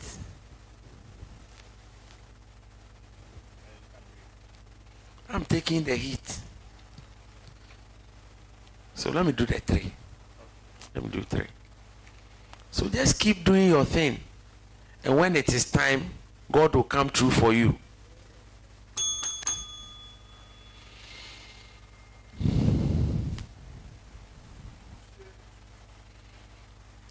Excuses, excuses, excuses.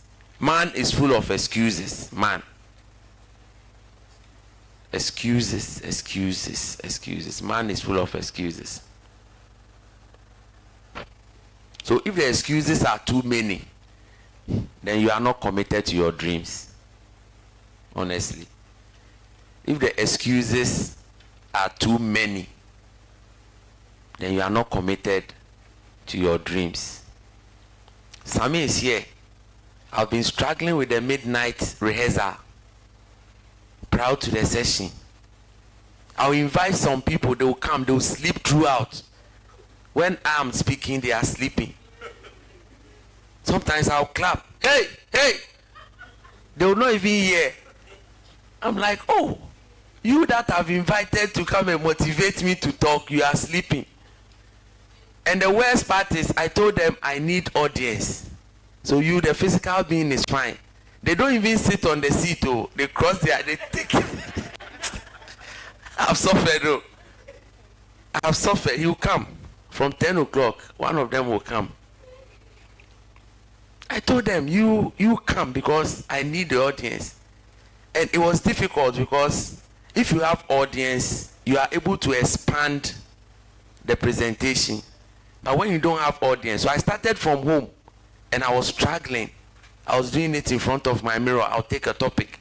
And I realized, no, within an hour, I was doing about 16 topics. So it means I was doing fewer minutes per topic. But the ideal thing is I wanted to do 7 minimum. I do 7 minimum. So if I do 7 minimum, if I do about 8, I'll be getting close to 60.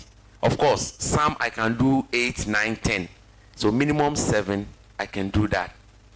So I realized on the first day, my introduction alone took an hour. I just fired introduction. So I gained 7 topics in my first hour. I had not started. And then when I started using the cue cards, this time I did 4 topics in an hour. So I was very happy. I said, hey, Charlie, it's working. But when I got tired, hey, when the crisis came, I had crisis, so those of you don't know.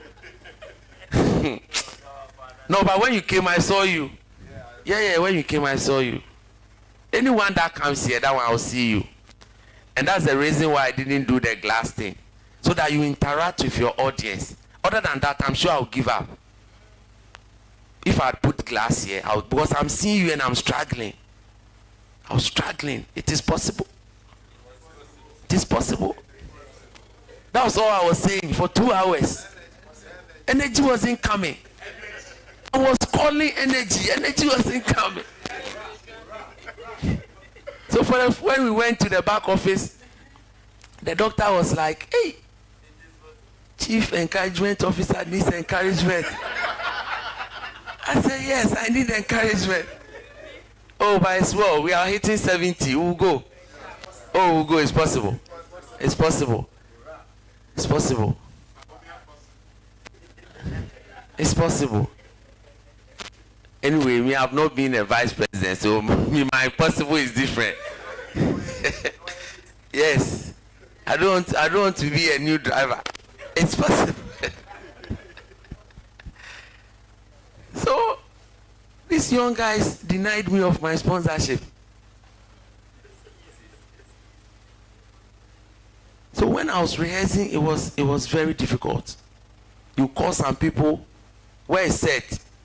Seth is still not. I think he came here yesterday. Yeah, I saw him. He was seated here. I said, Seth, I need audience, so come to church. Every Friday we'll be meeting. I'm rehearsing. I need your help. Seth told me he has a problem with his stomach. So he has taken medication. I said, Seth, you come and sleep. He said, no. That medicine he has taken, he has to sleep at home. I said, okay. Then, when I finally finished with the whole session, Seth is now telling me he wants to come for rehearsal. I said, Seth, but the program is next week. This Friday, I'm not rehearsing. When I needed you, told me you have stomach problem. And the boys were telling me, Seth is lying. Seth is fond of doing that. Anytime there's a program you call Seth, he'll give you an excuse. So it is possible. Excuses. If the excuses are too many, then it means you are not committed to the dream. Yes. A lot of people ask me, hey, 90, 100 hours. Can you do it? I've done more than half. 70 will be what? 2 tests. It's possible. It's possible. We'll do it. So when you are committed to something, you achieve it. Put in the work. I didn't go to sleep. I was working at it. They gave me strict instructions. I've not eaten meat in 1 year. Meat, yes. I've not eaten meat in 1 year. I don't eat meat. I'll buy fufu and I'll do the fish. And it has helped me. Honestly. I now move to plant protein. I didn't do the animal protein again. So all my meals, leaves, salads, fruits, and things like that. I've not eaten meat.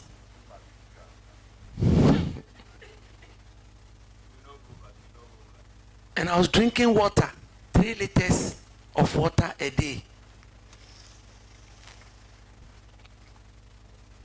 This thing is 500 mil. So 6 of it. Sometimes I even do 4. And I'll be struggling. I know I've not met my target. Every morning I was running. Doctor was telling me, he said, your feet are not swelling. I said, yes. My health coach, Spaghetti Monster, he told me, Spaghetti Monster told me, he said, with the rate of exercises, you do this thing simple. I said, hey, you are giving me motivation. I send my results to him every morning. Every morning, 1 hour, 30 minutes, I do 10,000 steps. Every morning, no excuse. Every morning. Every morning. It's a human institution. We will send our results to them. But we are not even interested in whatever they will say. We are interested in the big dream. Somebody came here earlier, said, oh, have you invited bloggers? I said, invite bloggers for what? Midnight hour, there is nobody here. I'm here with the medical team and then the sound people, but I still fire. I'm not looking at big crowd. Somebody did one in Tema. She went to pay GTV or some TV station, big amount. She was asking me, I said, me, I won't pay money to anybody. What you are doing is more important, not those who are coming to cover it and make noise about it. No. My Facebook will do it. I'm not looking at numbers. I'm not looking at numbers. All the sponsorship, one woman was like, people come, I said, madam, read my letter. Did I ask you for money? I'm not asking for money. I am not asking, I don't need money. Give me materials. So if you look at the setup is local. I did everything by myself, local. There's no foreign thing here. Everything here is local. No excuses. You have answered it. And that was where I was coming. That's why I'm giving you all these things. You are a smart boy. Yeah, the Chelsea. I didn't buy it. I didn't buy it. Yes. I'm talking of the wood structure. I'm not talking of the electronics. Oh, but honestly, maybe next time I'll contact him. I'll tell him, look at the setup. My people were saying we shouldn't use Samsung. If they see cantata, I'll just do like this. Doom. So you see, if you are full of excuses, there are certain things you will not be able to achieve in life, to be honest. If you are full of excuses, and people are gifted to give excuse. So in life, you either give excuse or you produce results. You give excuse or you produce results. When I started, I was doing 5,000 in one and a half. Spaghetti Monster said, oh, increase it. Increase it. And I did. The day he told me the following day, I did 10,000. He said, hey, this man, you are serious. I said, I'm not joking. I'm not joking. Health-wise, I'm not joking. My feet are fine. But somebody, after 2-3 nights, your feet will start swelling. Yeah. My BP has been consistent throughout. Consistent. My pulses consistent. So he said, sometimes they are concerned. They think, no. It has been fine. Better.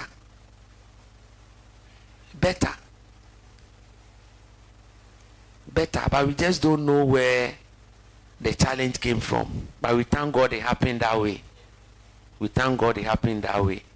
And we overcame it. Your wife came here yesterday. He said they were watching at home and they were feeling for me. So she wanted to come and support. And I said, thank you, I'm fine. I'll be fine, I'll be here. People are sending messages. I've not seen my phone. I tell my wife, tell them I'm here. They should come, I'm here. I'm not going anywhere, I'm here. So in life, if your excuses are too many, it means you are not connected. You are not committed. And you don't want to achieve your dreams. There are some people, they are skillful in giving an excuse. You just ask them, oh, have you done it? They will tell you some things. You will be thinking, has he planned this already? Or he's just telling me real time? Excuse. So if you don't, and let me say this before I forget. When I was doing the rehearsal sessions and people were not coming, that was how I saw the event.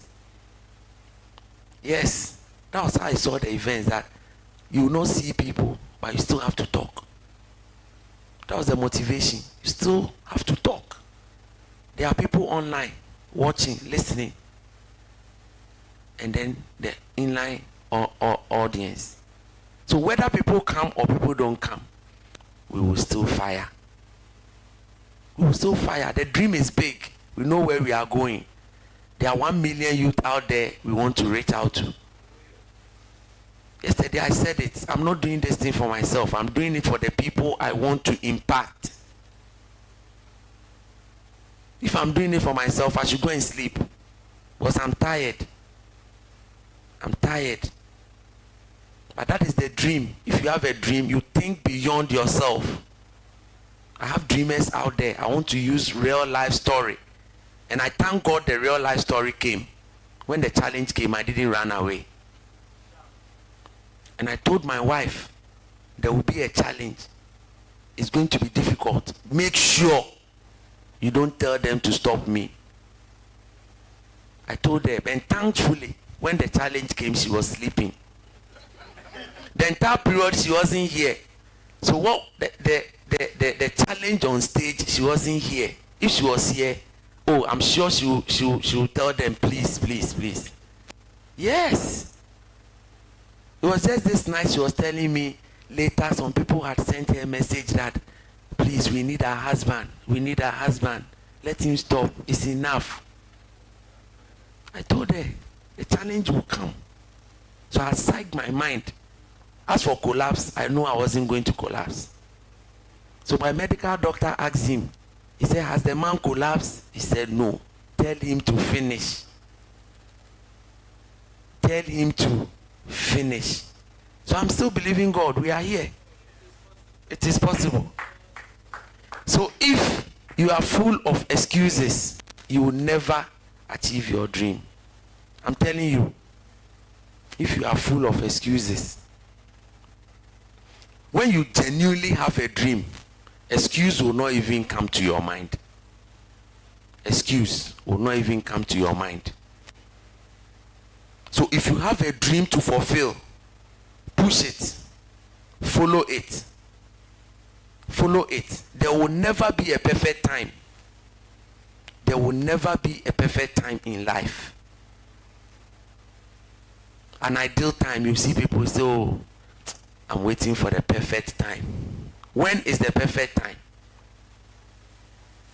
When is the perfect time? You are not going to see any perfect time in life.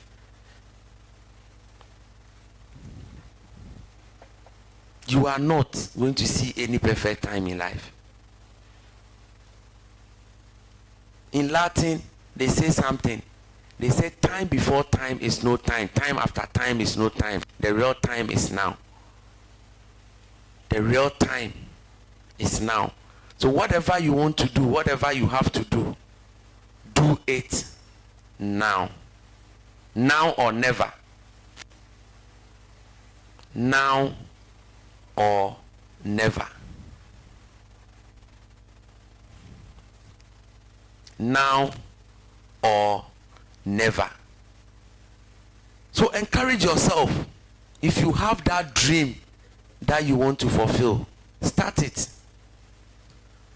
Don't be thinking about money and resources and all those things. Yesterday I said it. There are two types of businesses: online business and inline business. Online is using your phone, digital. Inline business is selling your phone. Selling your phone. When we had a head start at Achimota, I told them, you want to start a business and you have come to me. You want money to start a business and you are holding an iPhone and you are asking me for money. I'll tell you, sis, go and sell that phone and start the business. When you do it well, the money will come and then you buy the phone. Young girl, university graduate. Me, I'm not even holding iPhone. My iPhone is SR.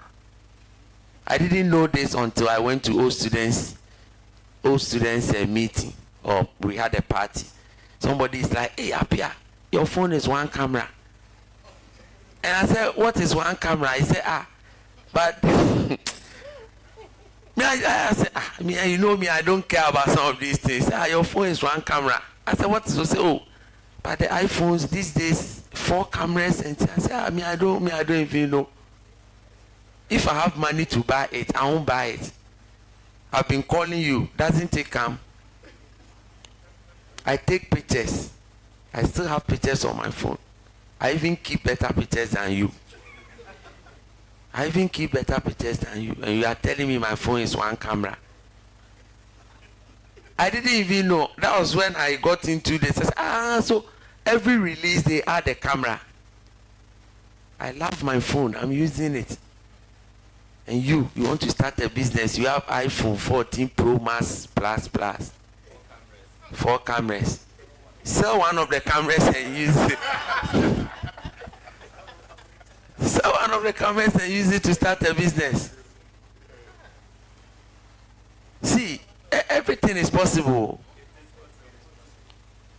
Ghana is hard. People are running away. These days I'll hear, oh, this guy is gone. Me cry, I want to go. But for some reason, I can't go. Because of you. The same flight that is taking the people away is the same flight bringing the investors home. BA doesn't come empty. It comes with foreigners. And people are running away. But it's the same flight that brings people to come and harness our resources. And people are leaving. When I get a chance, I'll go.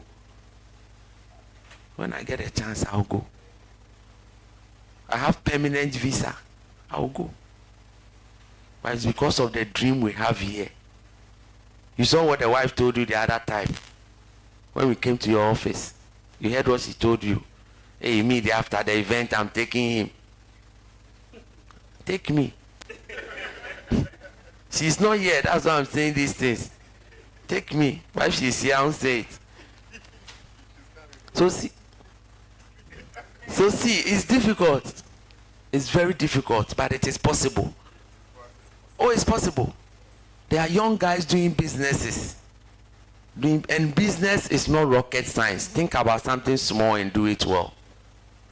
Successful people did small things very well. Business is not rocket science. Business is not rocket science. Successful people, they do small things in quantity. Small things. How much is this water? 1 CD or 1 CD 50 pesos. But it belongs to a rich man in Ghana. He's selling water at the factory price, 1 CD. But it's a numbers game. So he's producing it in millions. And people are buying. But if I tell you today to go and sell water, 1 CD, you'll be asking me, university graduate, I should go and sell water. But you forget that is the same thing that is making somebody a rich man. If this thing is special eyes, it belongs to somebody. That man is making money. Simple things. So let's start. If you have a business, start it. Stop the excuses. Excuses will never take you anywhere. Excuse. Don't be a master of an excuse. Start. You just start. Just start. And when I introduce the topic on being fruitful, multiply, and subdue the earth, I broke it down. I explained to them what it means to be fruitful, what it means to multiply, and what it means to subdue the earth, to dominate. Dominate the earth, the sea, and then the air. To be fruitful means you have to manufacture something.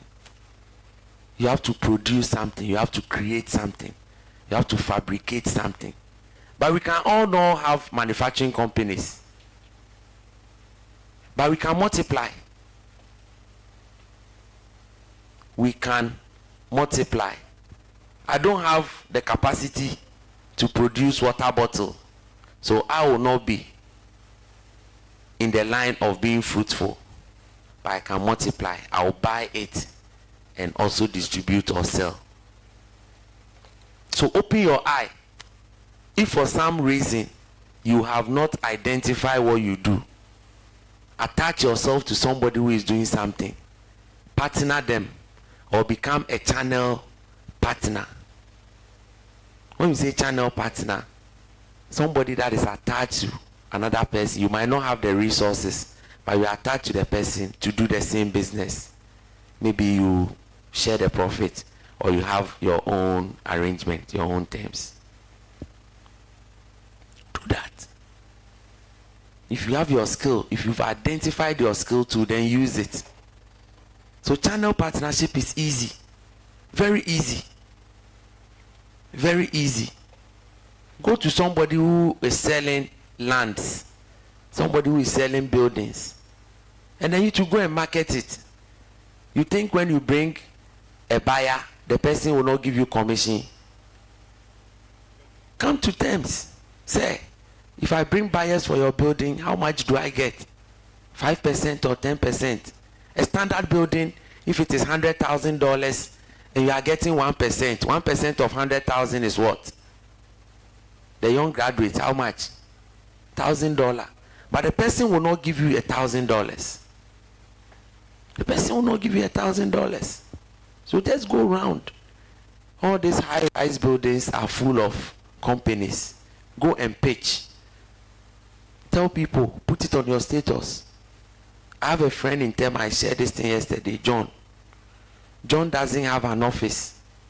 He doesn't have any registered business. His business is on his status.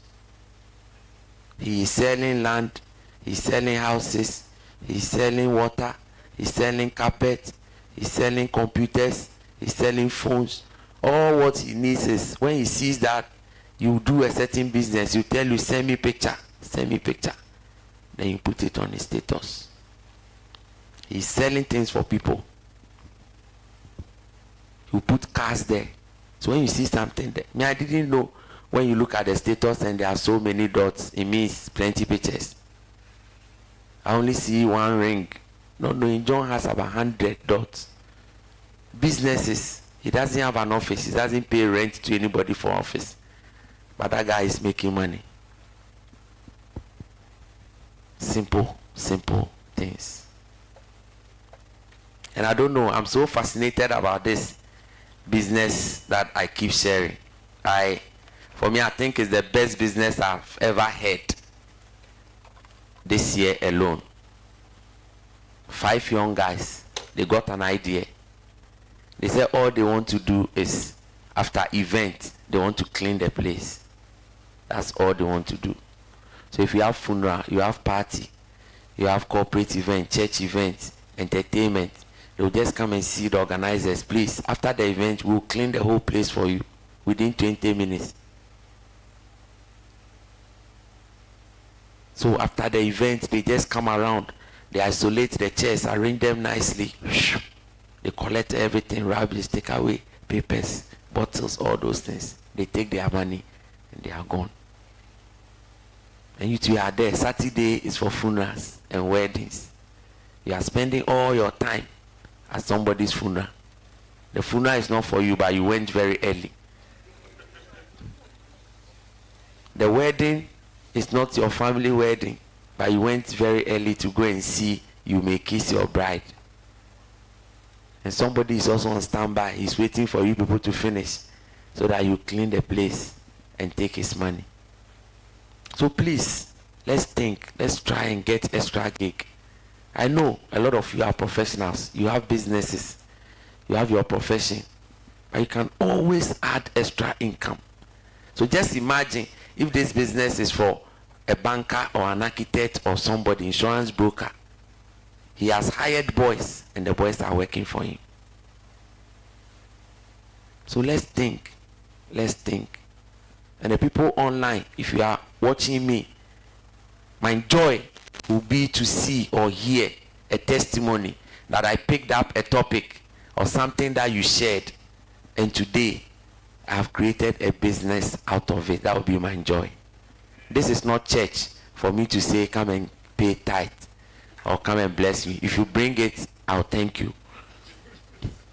Or buy my books so that my books will get finished so I can print more. That is my joy. So that at the end of this marathon, people will pick some topics. This afternoon, there was a lady here. I dropped a business idea. She said she's going to start. I said, thank God. Go and start. Oh, I dropped it already. I dropped it already. She said she's going to start. I said, okay. But I dropped one, two earlier on. Pure water. What you have to do with the pure water, I dropped it. So pick it up. Pick it up. So that is the vision. That is the dream. So please, let's think. Let's think. Business is not rocket science. The small things done well. Do it well. And get referrals. Get referrals. And never ever think you are either too young or too old to start a business or to do a business. You are not. You are not. Colonel David Harland Sanders, he broke through at the age of 65. KFC, he broke through at the age of 65.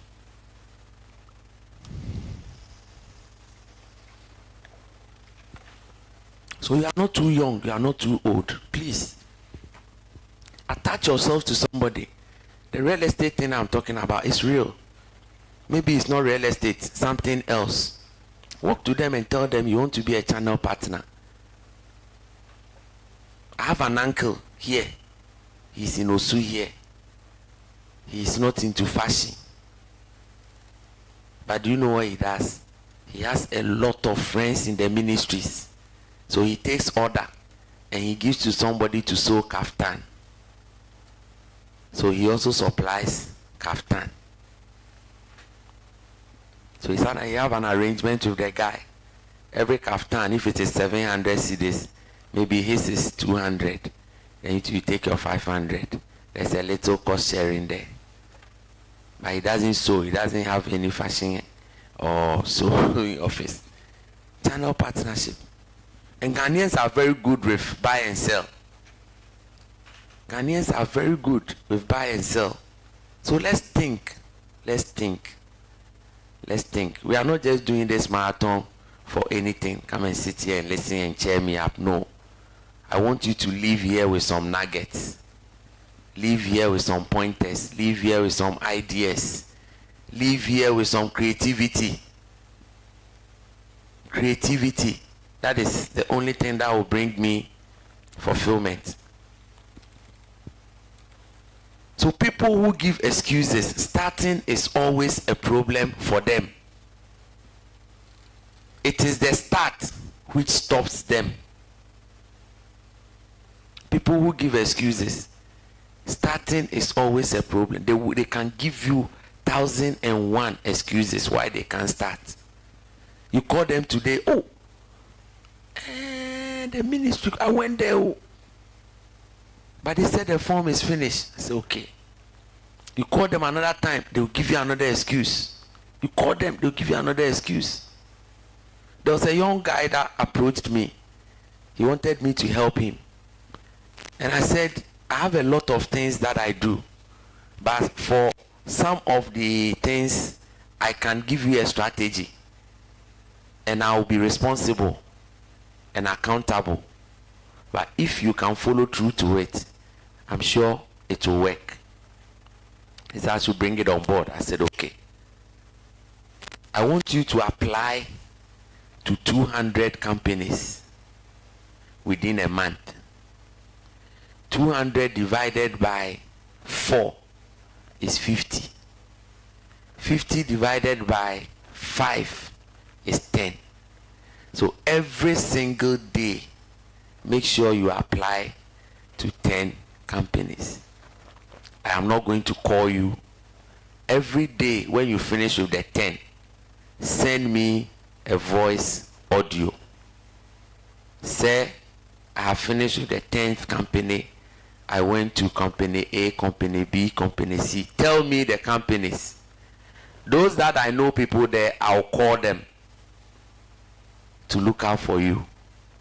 If I don't know anyone there, I'll write it down and ask my circle of friends. If they know somebody there, I'll look out for you. Up to today, I didn't hear from him again. Excuses. Send me voice audio. That is the accountability check. I don't need to meet you. We don't need to have any meeting. Send me accountability audio. Oh, I have done this, I have done that. That is it. Don't send any message. The following day when you finish, send. The following day, I don't know if it was too much. Is that too much? If you are not able to do the 10 and you send me 5, I can know that you are making efforts. And the good thing is, I told him it shouldn't even be physical dropping of the letters. It can be online. Go to the company website, get the names, and then send it. This is it. Up to today, I didn't hear from him again. So you think somebody like this, when he comes back to me for help, you think I'll help him? I'll not help him. I'll not. So these are some of the things that we do, and we bring excuses onto ourselves.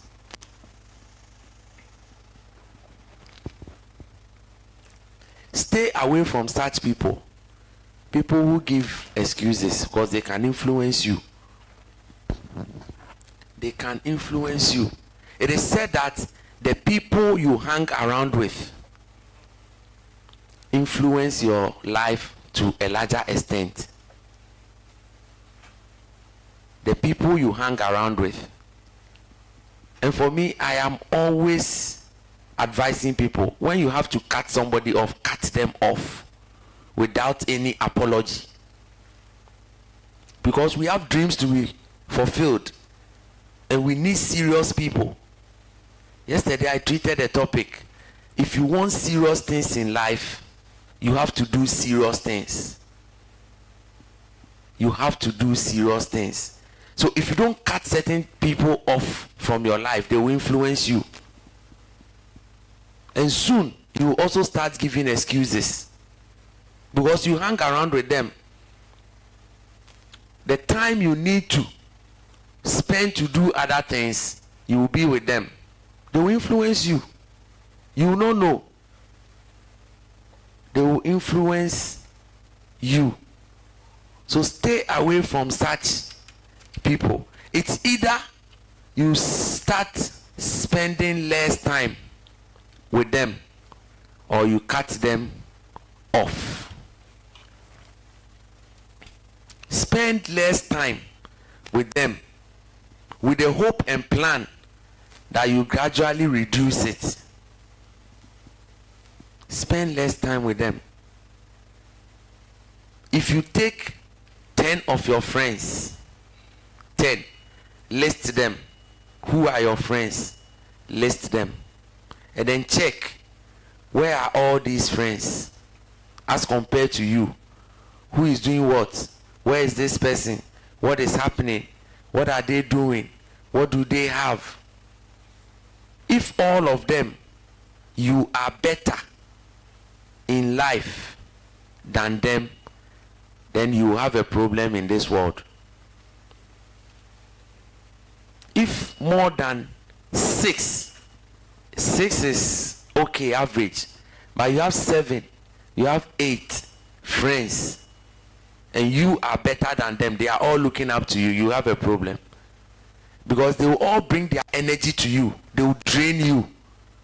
When you need to be thinking about other things, they are calling you. They are the people calling you for parties, calling you for small loans that they will not pay. They will drain you. But most of them should be higher than you. So you are also looking up to them. You are looking up to them. But if you don't have such friends, they will slow you down. They have negative energy. They will slow you down. So please, let's pick some of these nuggets. Let's pick some of these nuggets so that we'll use them to help ourselves. Use it to help ourselves.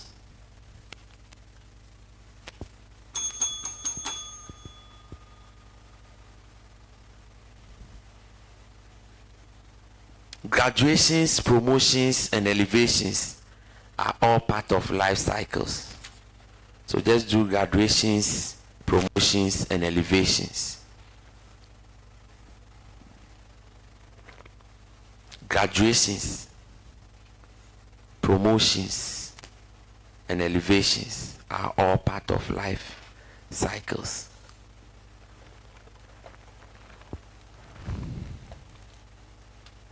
Every year, we see people graduating from the universities.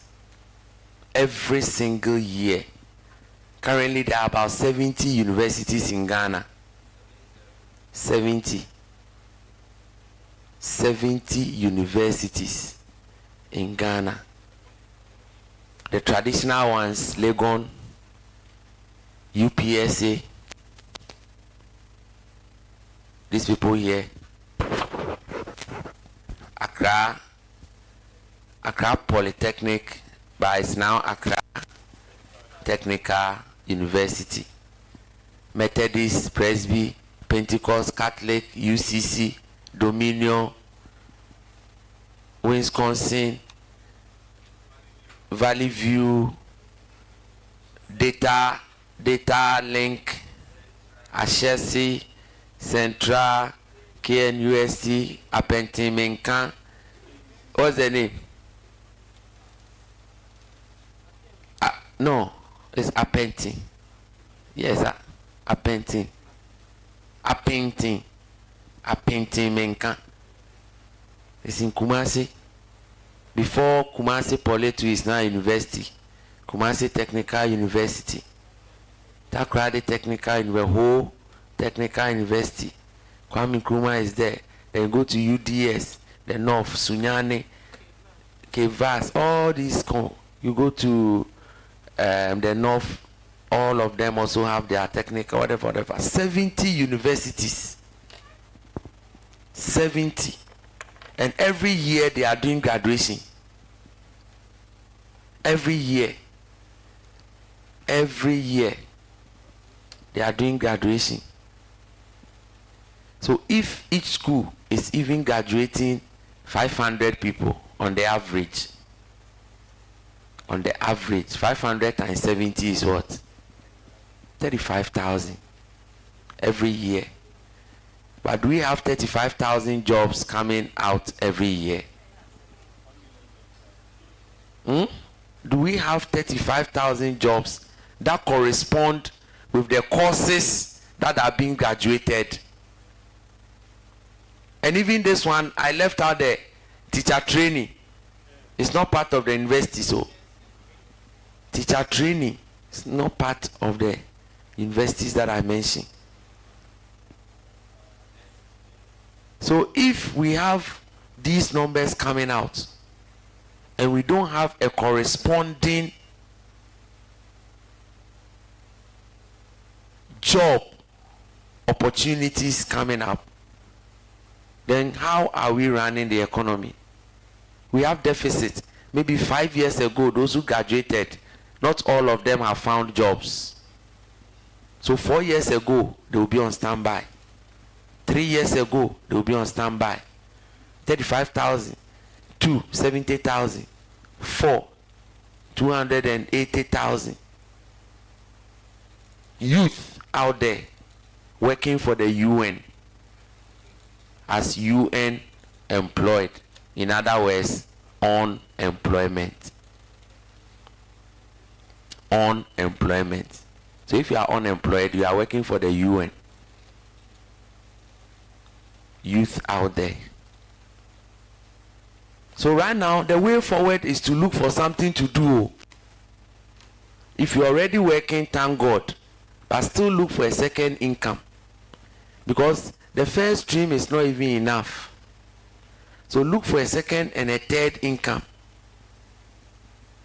And if you're a graduate and you are not working, start looking for work for yourself, not job. Work for yourself, because jobs are not going to come from anywhere. It is the same existing ones that are still running. So let's try as much as possible to create things for ourselves and get jobs to do. You can also start something and become an employer. Employ people. It is possible. It's not rocket science. It is possible. So graduations are there, promotions are there. What are some of the things you need to do? When you graduate, look for work. Create something from your skill and do it. Create something from your skill. If you want to keep depending on jobs from government and private institutions, we will struggle. There are a backlog of unemployed and youth in the system. And they don't want to do anything.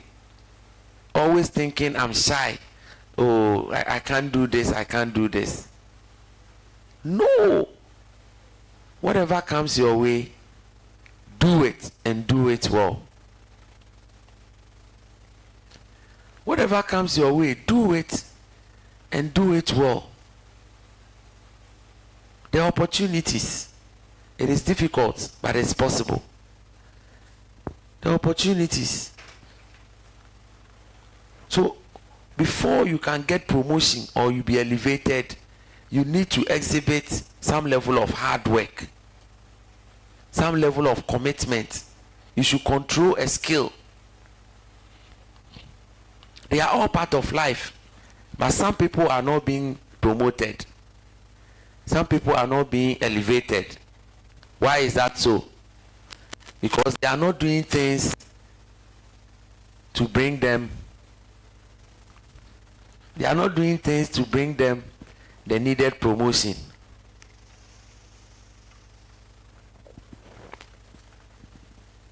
So it is possible. Whatever you want to achieve, do it. If it's promotion that you want, work hard at it.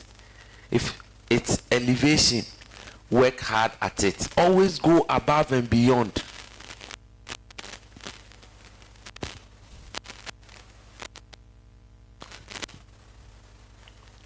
Always go above and beyond.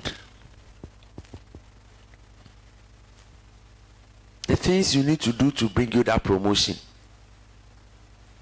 Live above the ordinary. Life is full of ordinary people. We're all born ordinary, standard. But what you pick up to do is what will turn into the extraordinary for you. We're all born ordinary. So the little things that you do becomes the extraordinary bit.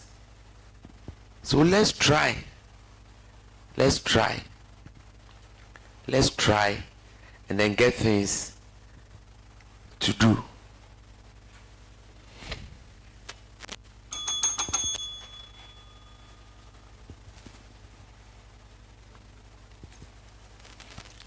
Prepare for winter during summer.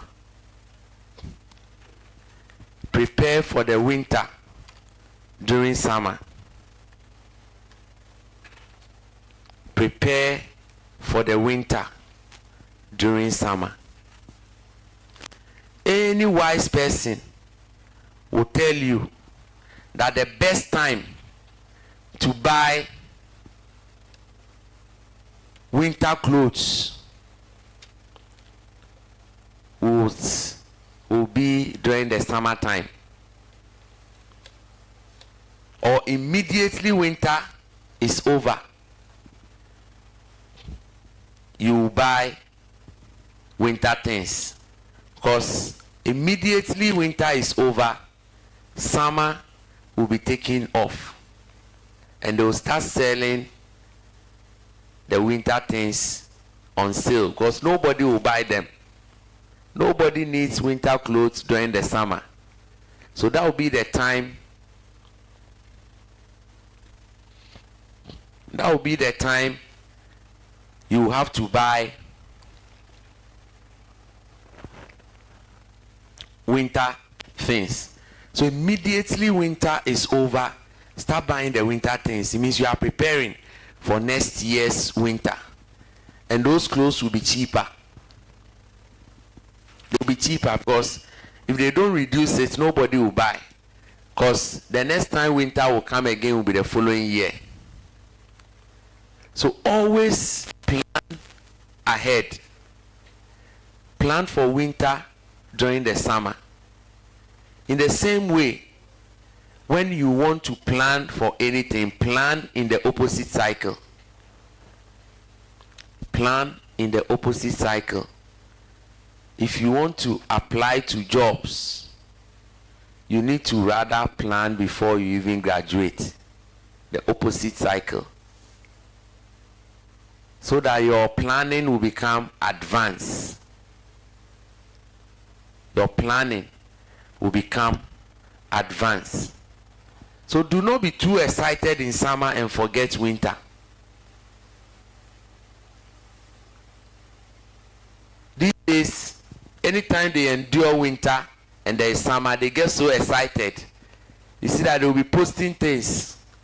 Oh, finally, summer is finally here. They forget these things and they don't prepare for winter in summer when it happens. In Africa, we waste a lot of time because we feel we have enough time. We feel we have enough time. And then secondly, our welfare system doesn't help us. Here, when you are hungry, at least you can go to a family member, you can talk to an uncle, or you can talk to a friend, or you definitely get some help. So we abuse these things. But when you go outside there, they know that winter time we will not be going out to be buying food, so they will start storing food.